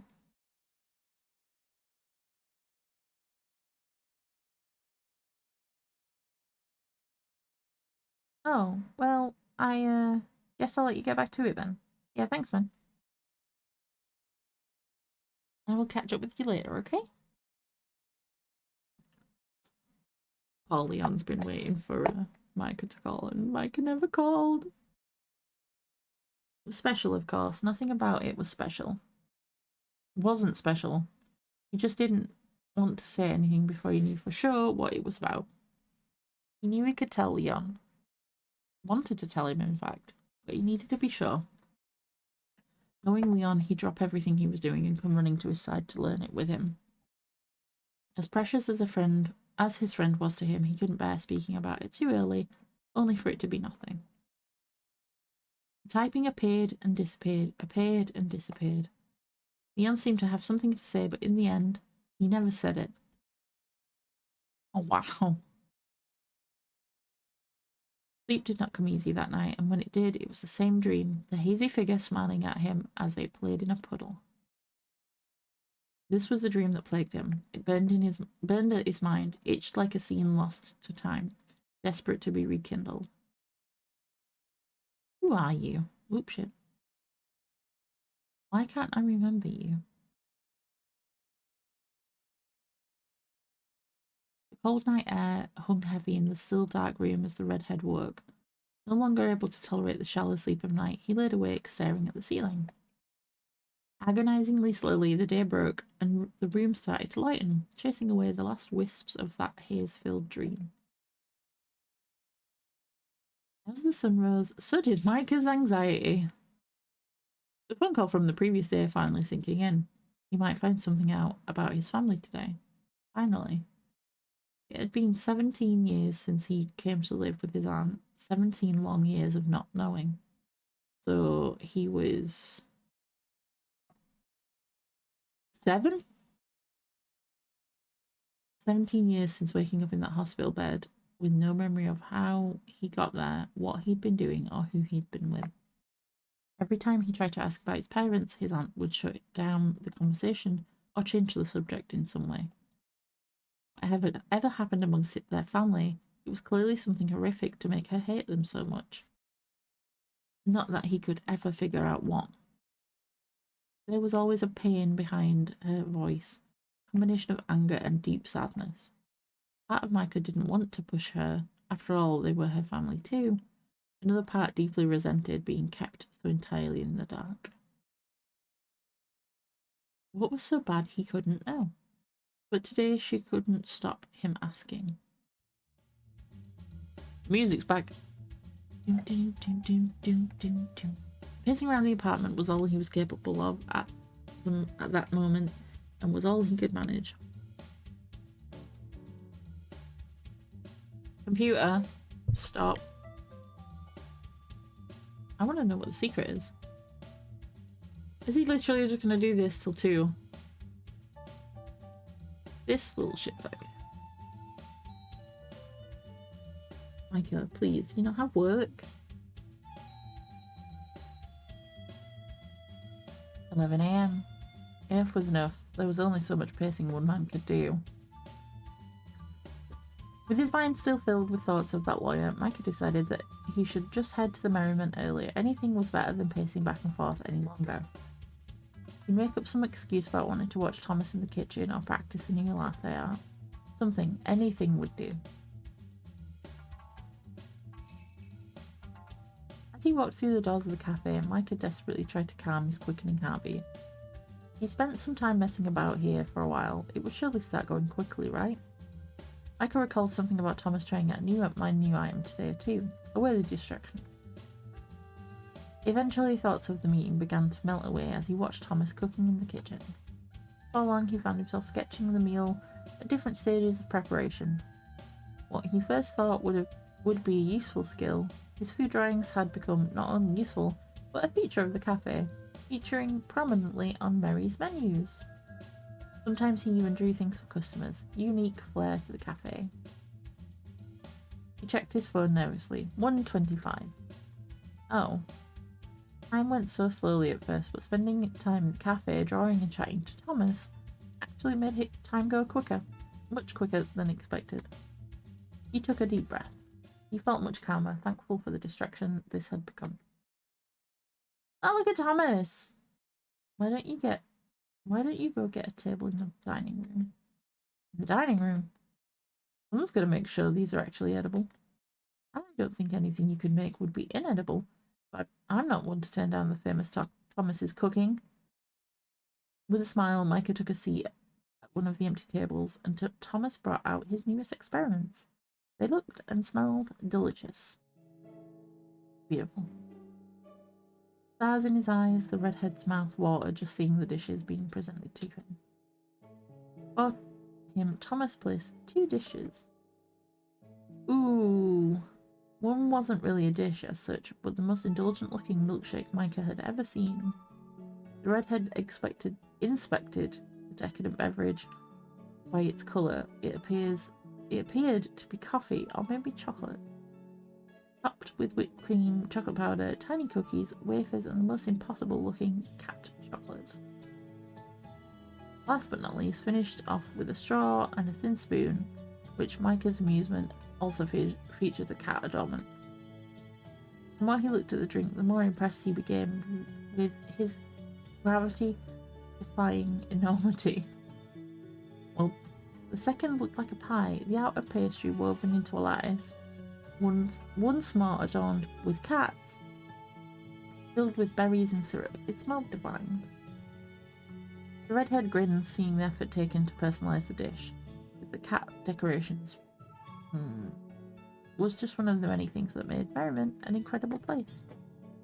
Like they know I like cats or something.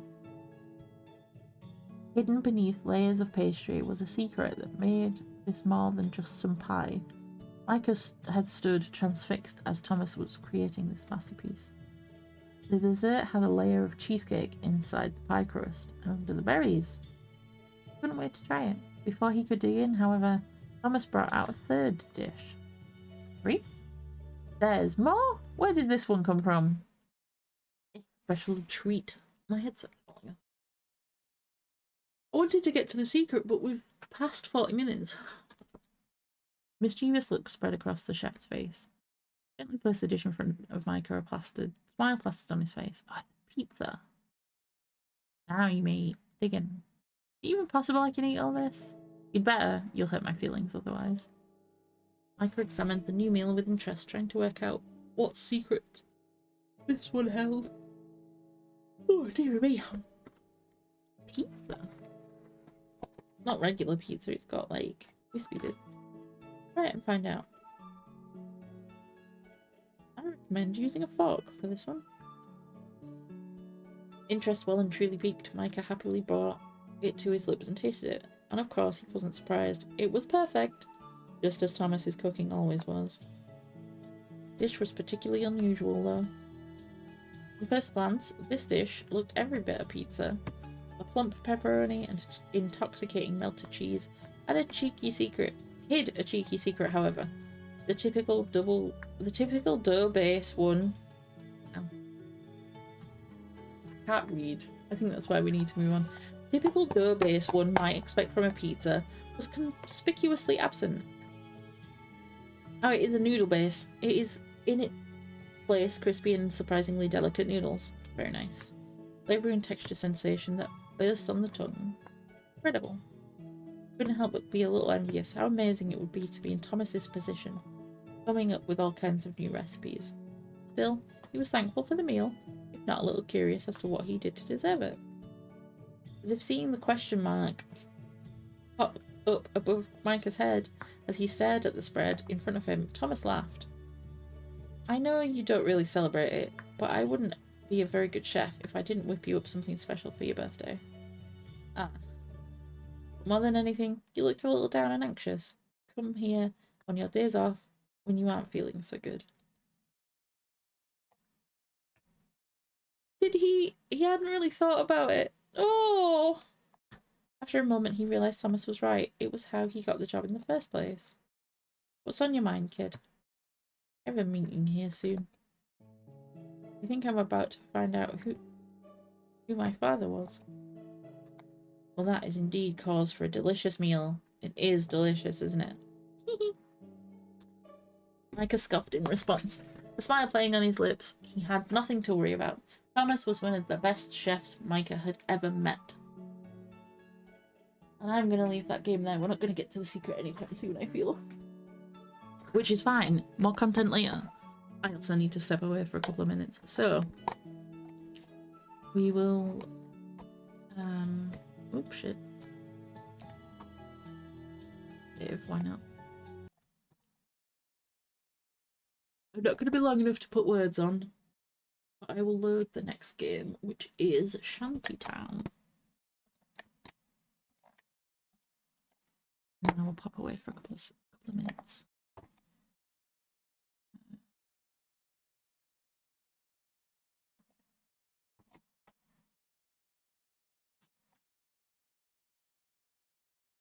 Assuming Shantytown loads. Come on, game. I need to go bathroom.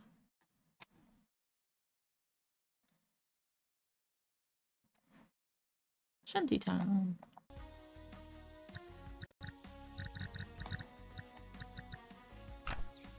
I'm assuming there's noise because I can hear noise. Took my headset off already. But we will be back. Uno momento.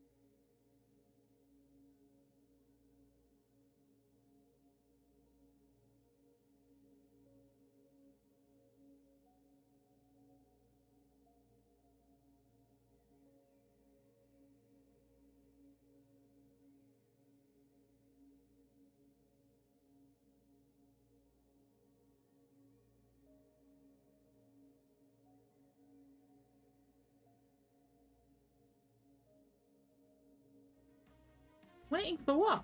I said I wasn't putting words on. I was only stepping away briefly.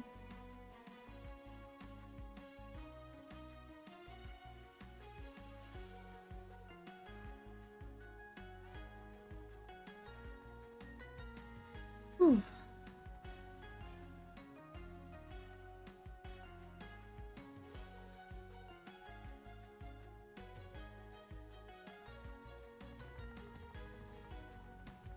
Oh, waiting for me, I'm sorry.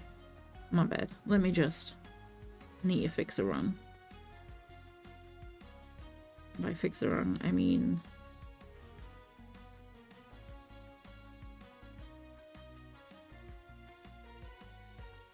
spam people with stickers on...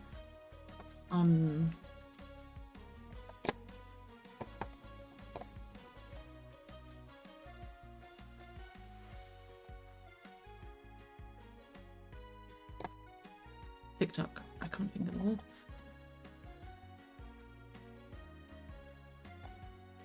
This has a category too. Hey. Okay. So we're a touch loud on the old music, in my opinion. It could be that I've turned things up because that last game was quiet.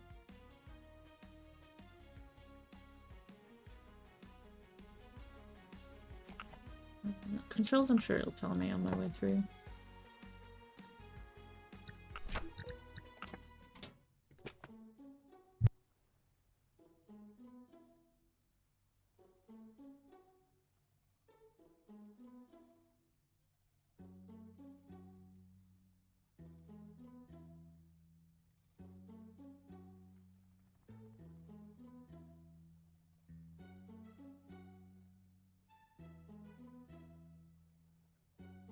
Okay.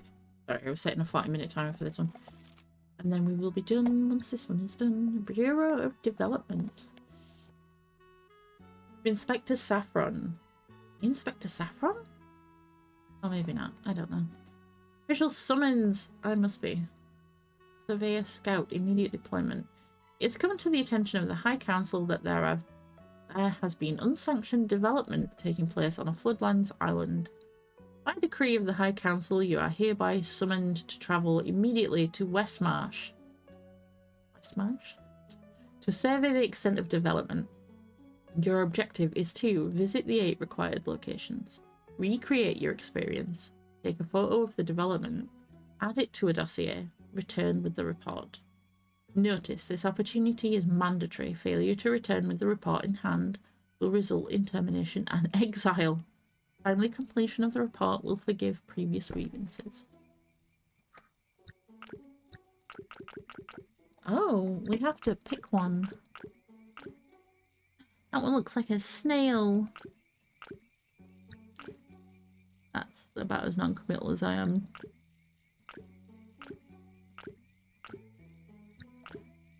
Fucking marvellous. I think we're going to go with the one with the snail in it. Because that is definitely a snail.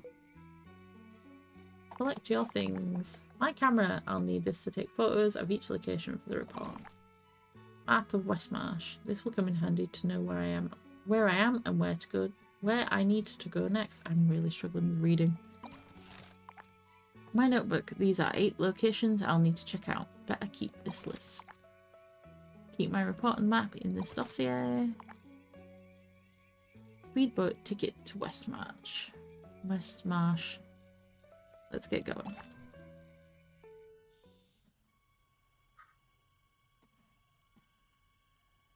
Adem's frogs with shells. It's definitely a speedboat.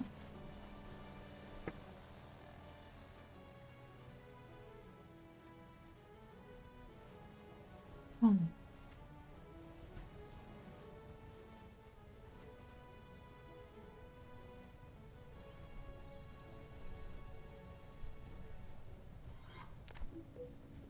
Welcome to Shantytown. Let's learn how to play with a brief tutorial. Place objects around the pier, relax and experiment. Okay, so we're not... Oh, we can rotate.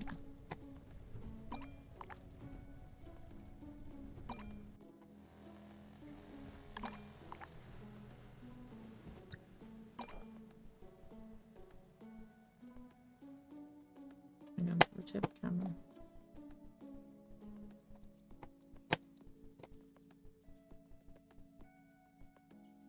I feel like it lends itself to going there, but at the same time, we can put it out in the water? At least a little bit. Did you see it?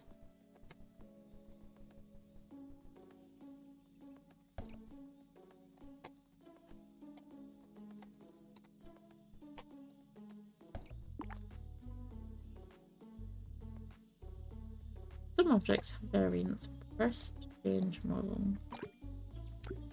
No, I want this one. I don't want it there. So whoever this is can...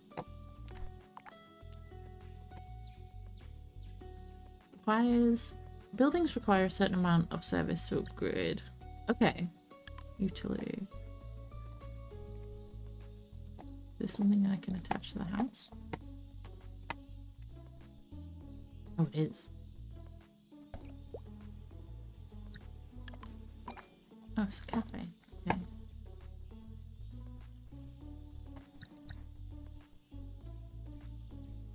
I feel like I may have put this in the wrong place. Oh, look, it's a little dude. Hang on.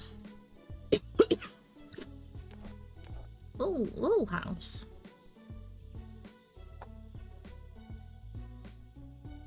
Some objects come in a stacked group indicated by this number.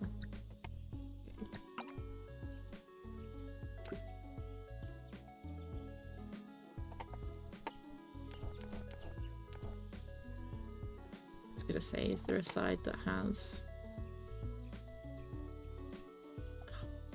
It's splendid that we can put it out to the water.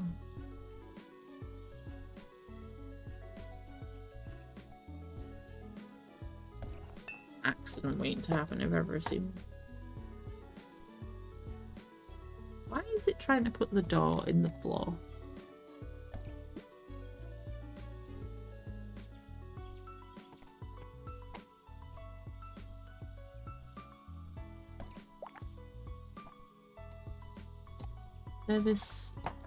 Service objects with a range can benefit multiple buildings.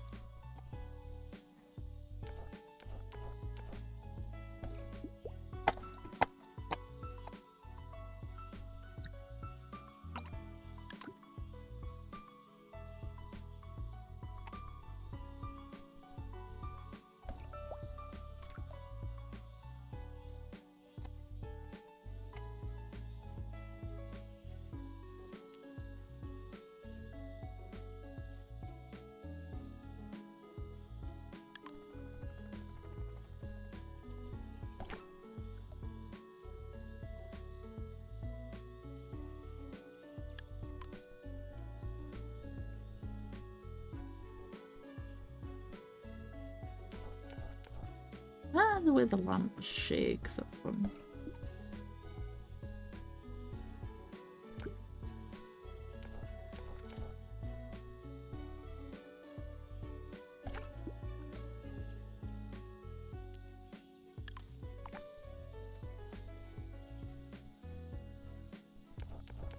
I've gone silent because I'm not entirely sure I know what I'm doing.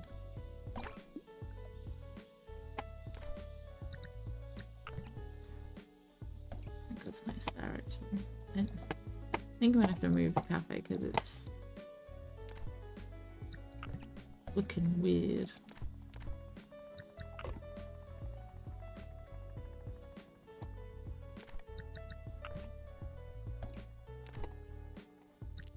Oh, I can't move it. Nope.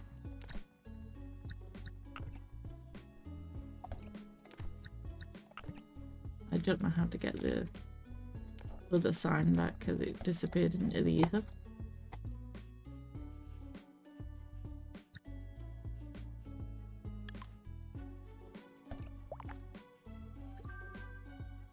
Oh, that building got a fancy upgrade.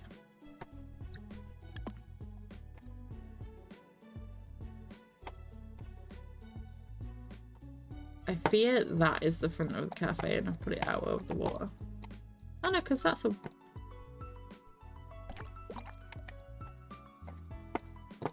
can see upcoming objects. Oh, so this isn't a thing of... I thought this was like... This is what when you aim for, so I was trying to make the symbols match. Dodoy. That is a big trash can.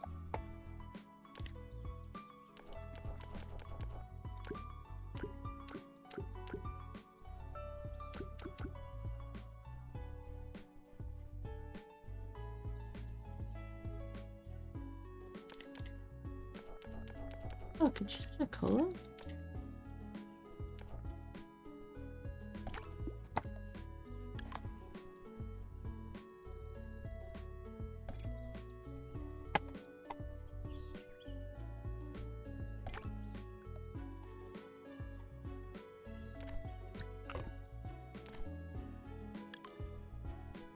Why would we want a palm tree? Not one, but two palm trees, apparently.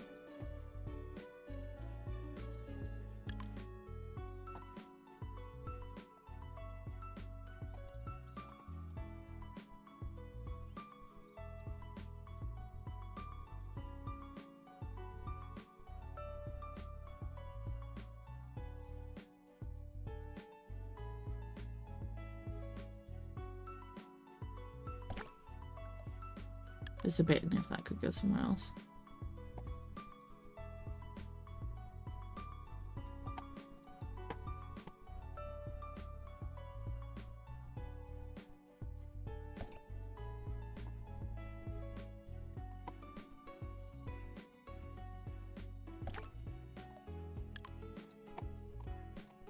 Give it a roof garden? Neat.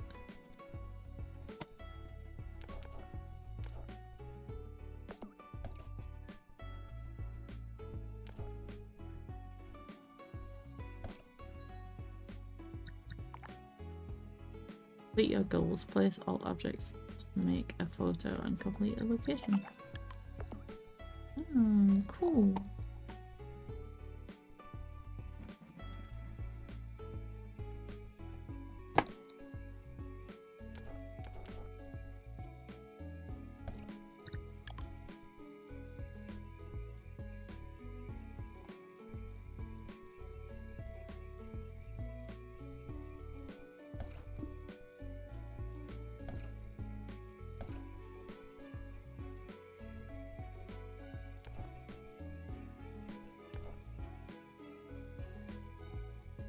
Somebody else turned it. Off to bed, are you? Okay. No, no, no.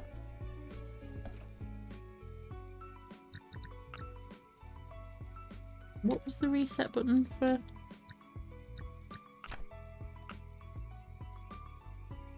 Gee.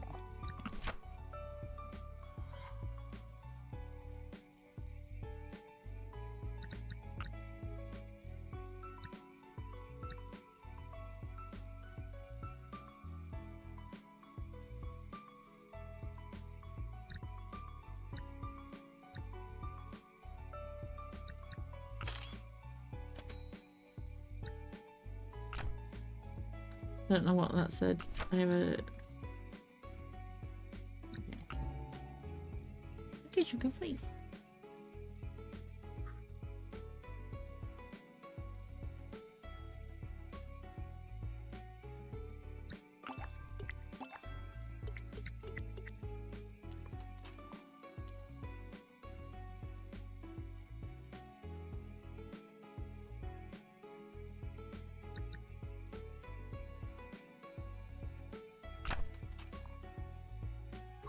Holy shit.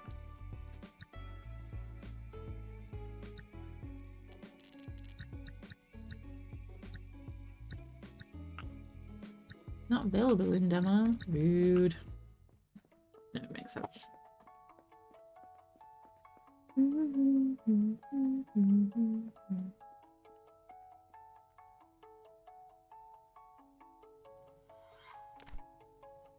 The lighthouse. Construct a few houses and shops around the lighthouse.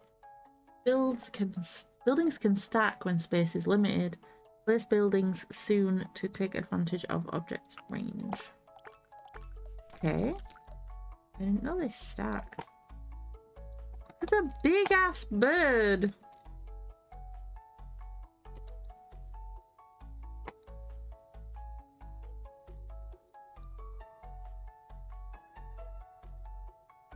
Okay.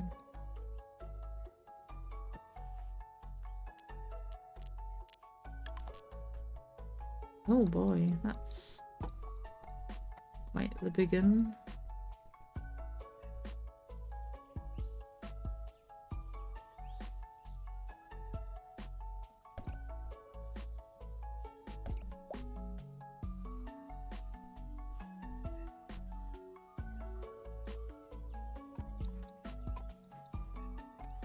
Oh, I don't think I can place that there actually. It won't let me move it.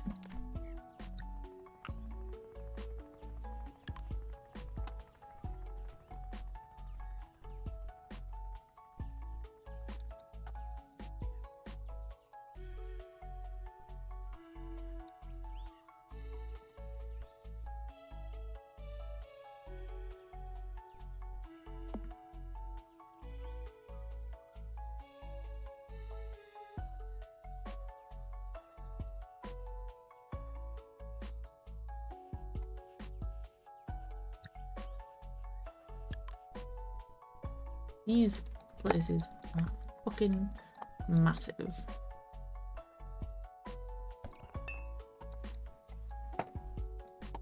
How are they supposed to get in there? Oh, it's a little ladder.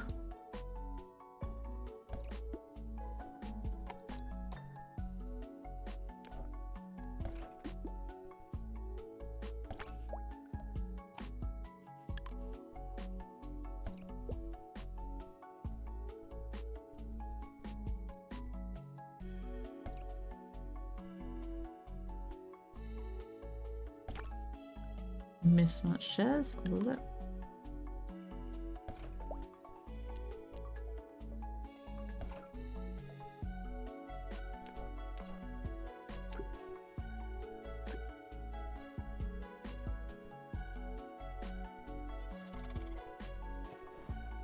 Get the bird away.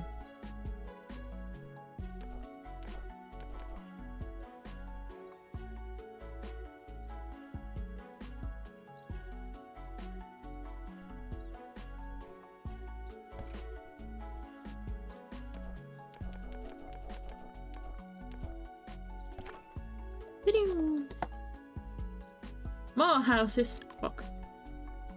I thought I was being clever.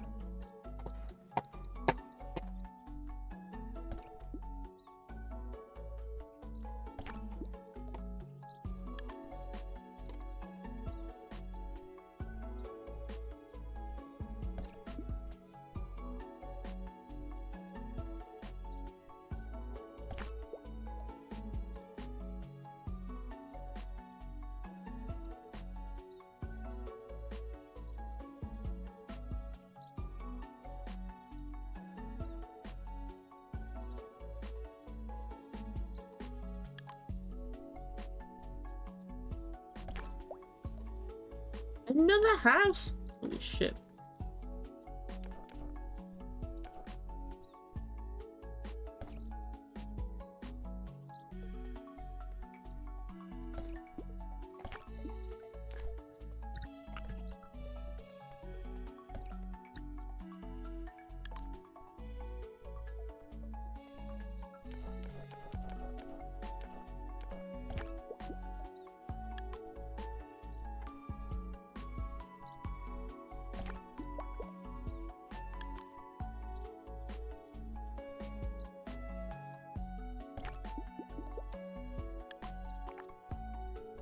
Oh boy.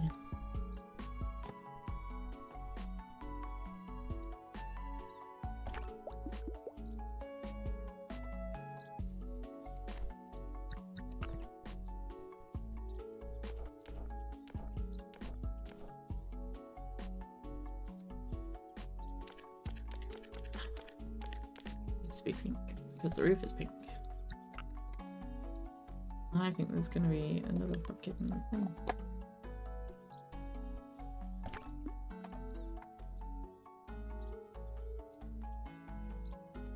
Haven't left me then.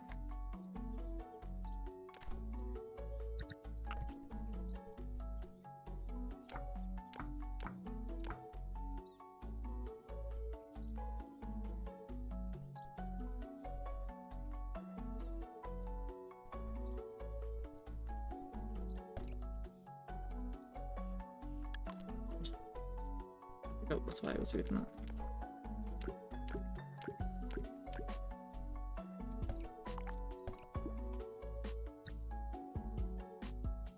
Old middle mouse. Oh.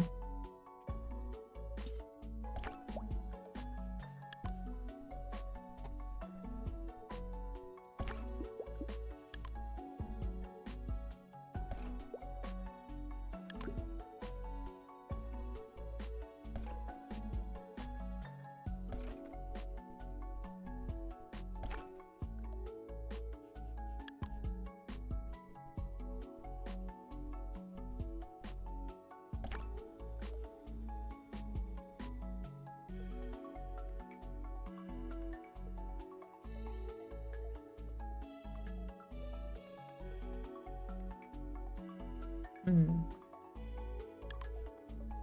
Oh, trash bins. A fucking another house.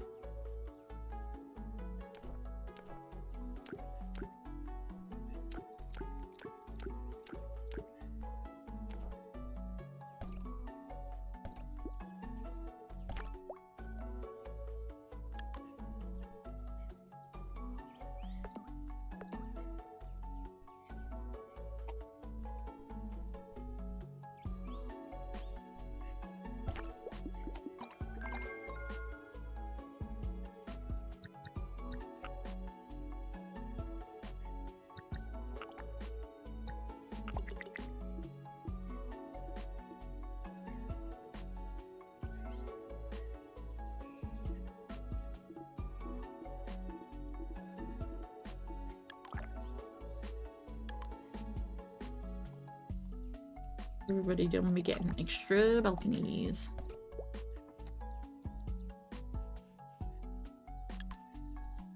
Palm tree.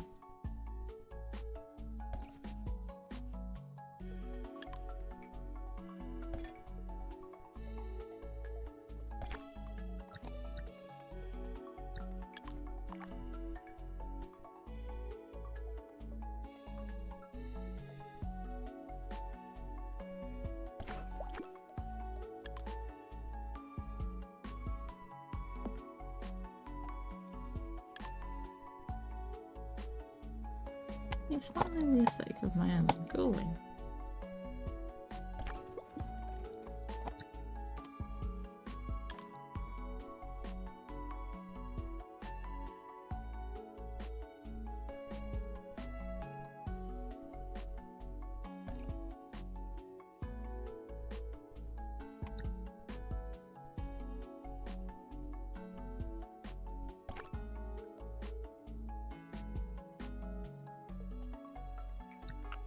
It wasn't asking me to press C, I just thought it was.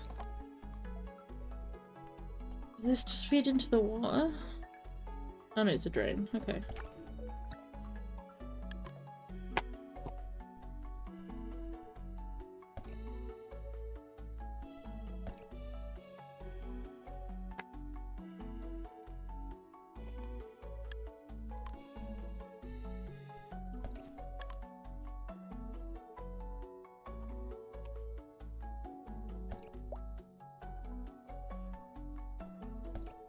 Oh, that's not where I wanted it.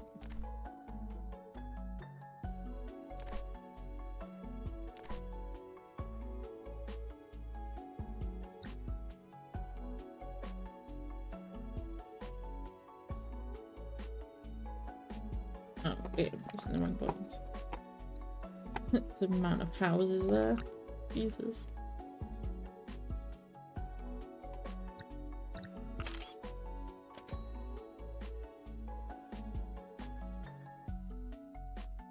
I'm done.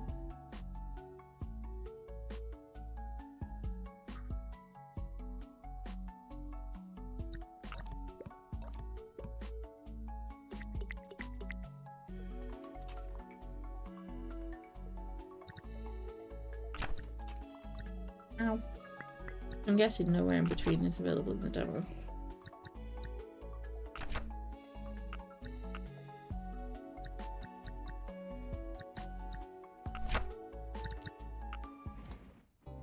Got it.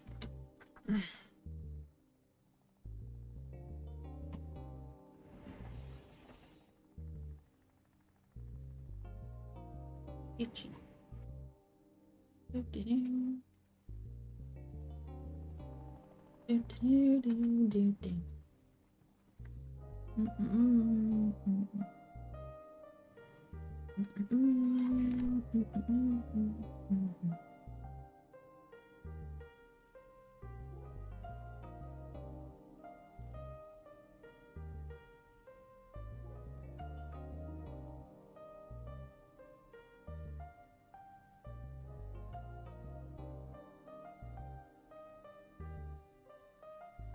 Dun-dun. Dun-dun-dun-dun-dun-dun. Oh, right. Compact nightlife area with a transit pipe. Within the transit pipe, stack buildings to accommodate density.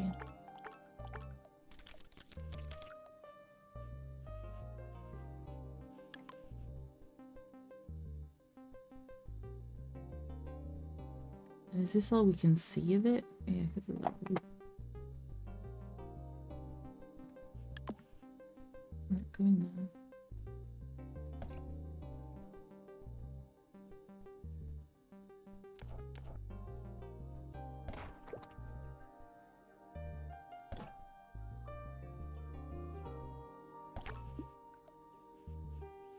Cool. So we get cafe, ramen shop, and a bar.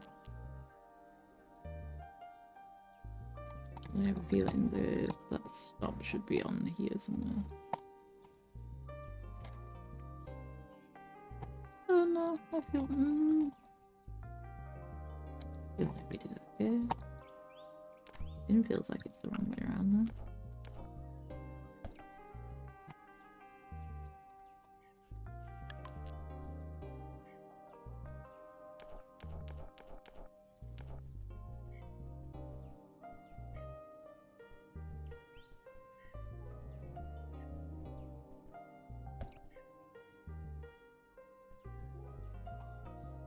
Not the door there that we can see.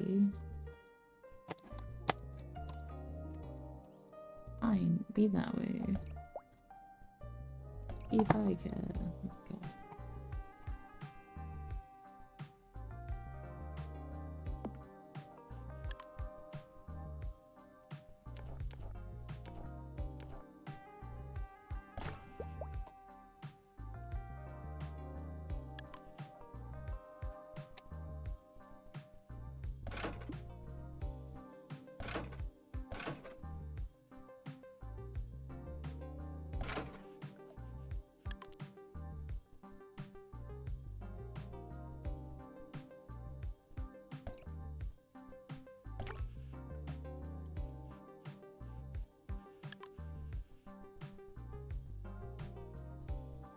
Can we make this the same shit?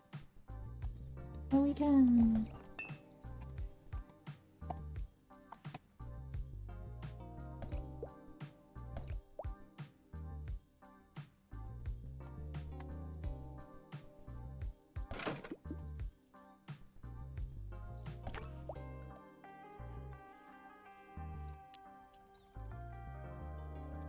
Then I feel like the bar should be.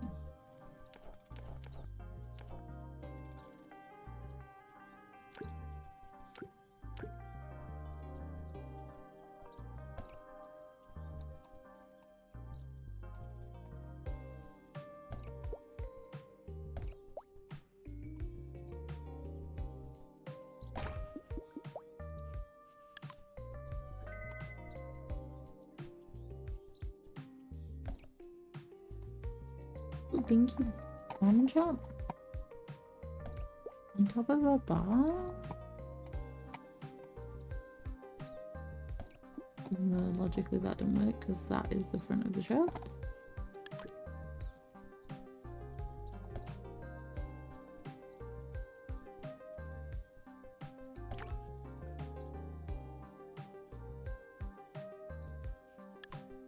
Fucking hell, they're bigger than I thought it was gonna be.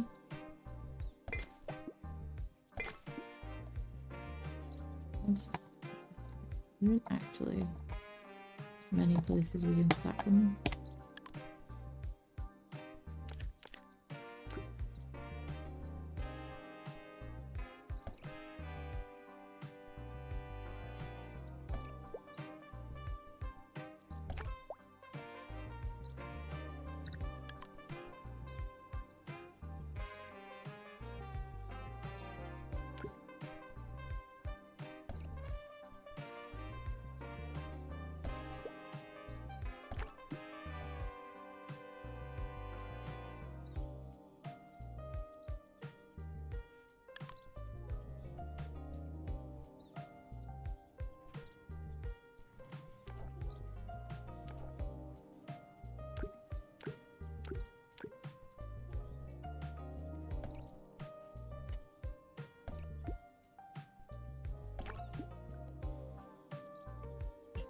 Dead silent, that's our apologies. I'm minding my own business. Yeah.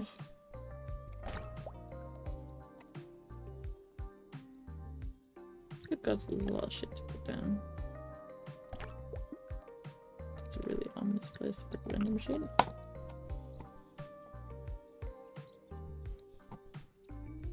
I'm not seeing a way up from down here. Suppose it could be that door then. I want you to... Lovely.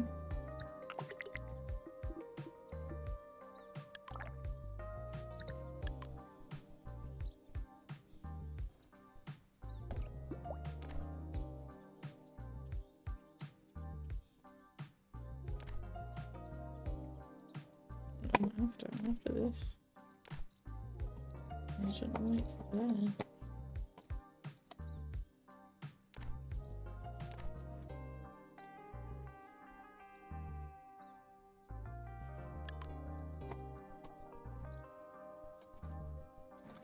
I'm taking this decorating very seriously, apparently.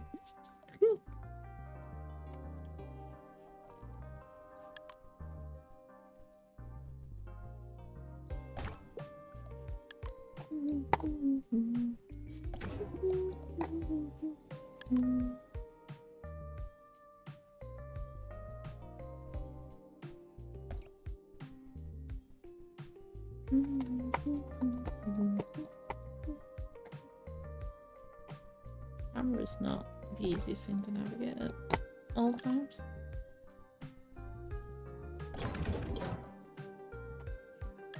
More houses! Fucking Jesus.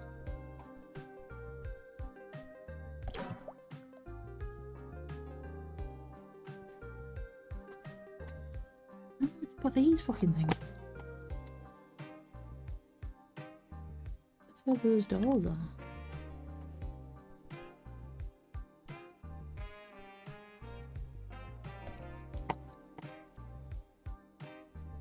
Well, I think that works.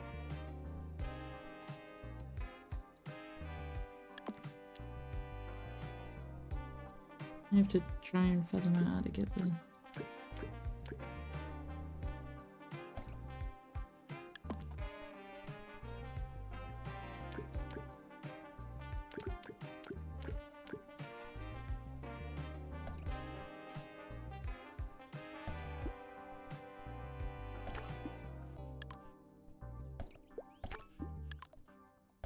How many cards left on this? There's another fucking house!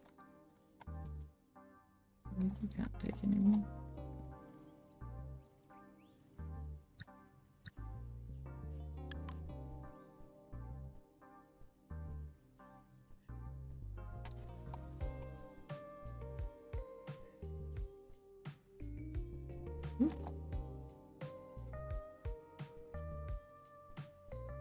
Forgotten how to... Yeah. We forgot how to camera for a second there.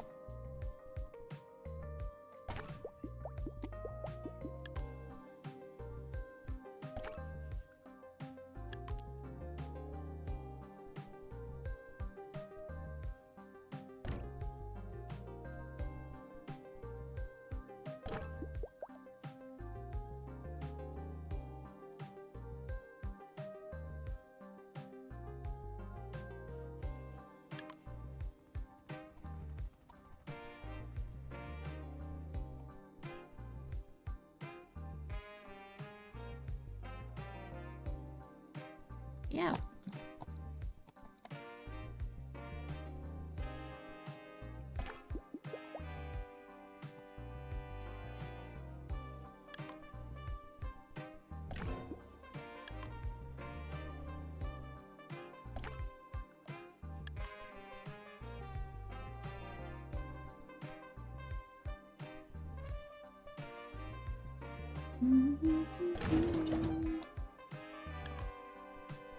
How many electronic signs? I suppose they can happen there.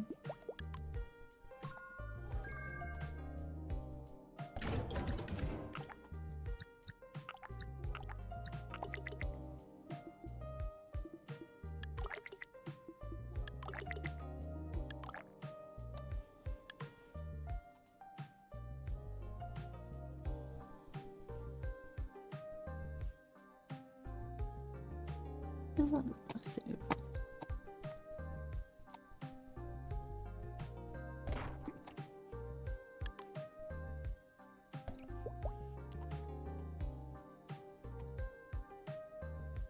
just about to say, where the fuck are their front doors? Have I just locked them all in?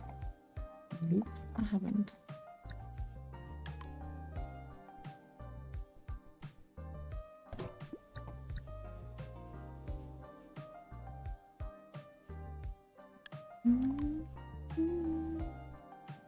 Two over there.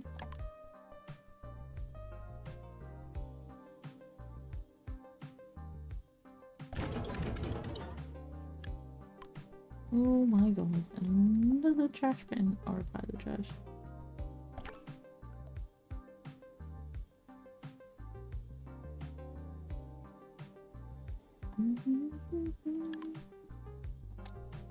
Oh, we can't put them on anything, we haven't played the cameras, they're leaving me off. There we go.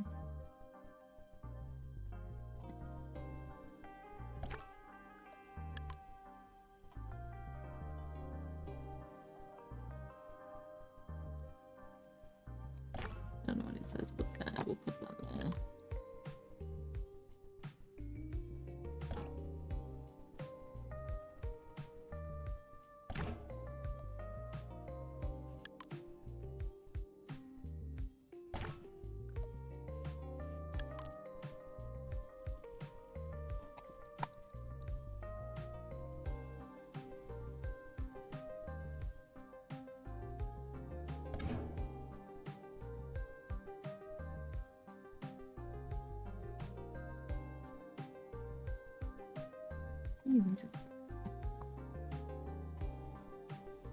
Surely I don't need any more.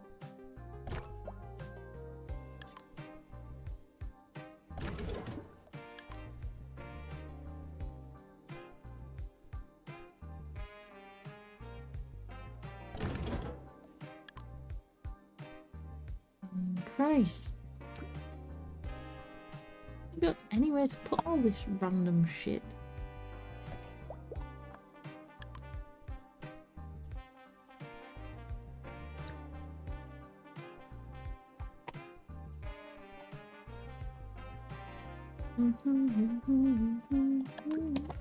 I've got another house to fit as well. Where am I put that?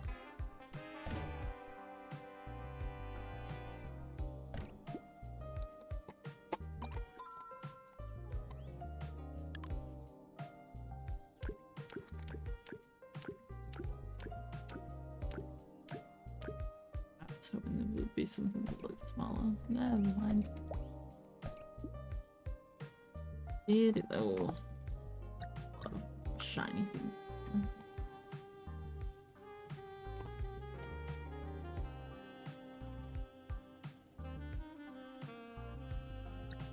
Oh, there's one more.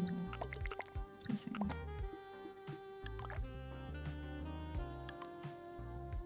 Holy shit.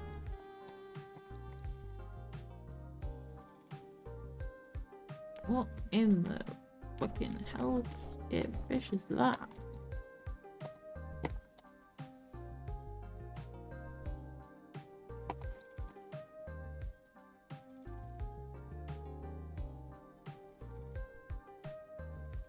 See, I'm really gonna have to go on something.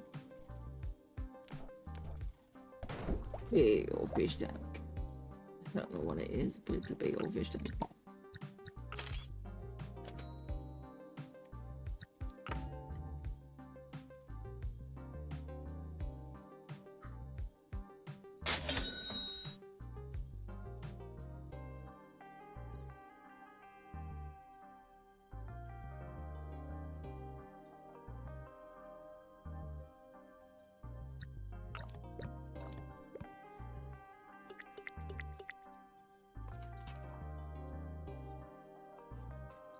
My Alexa did not want to listen to me then. That was cozy. It was making me a little sleepy actually. I'm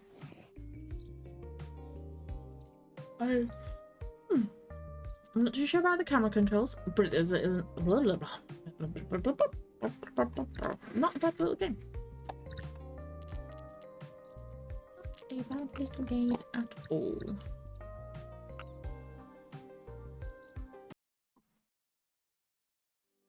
I was in the wrong folder on my Steam Deck thing. Right, where is Chrome? And then this shit.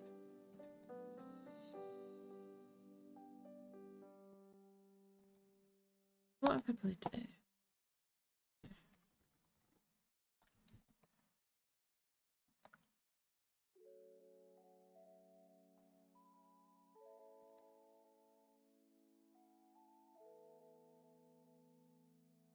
They're literally.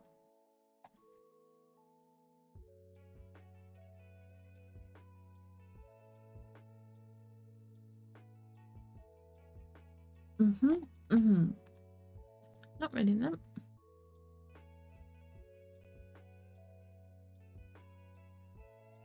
They're way further into Grimshire than me.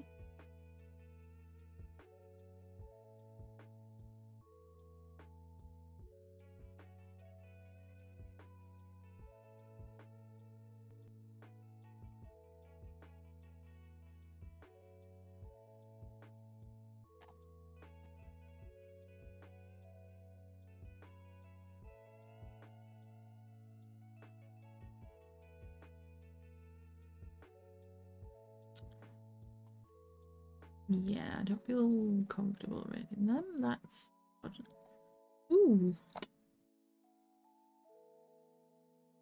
Oh no.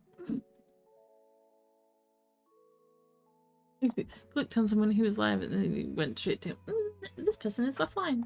Okay. In that case then. Oh dear me. There is no read today. Thanks for hanging out on this extra stream. It's been appreciated. Come to hang out on my little affiliate anniversary. I appreciate it.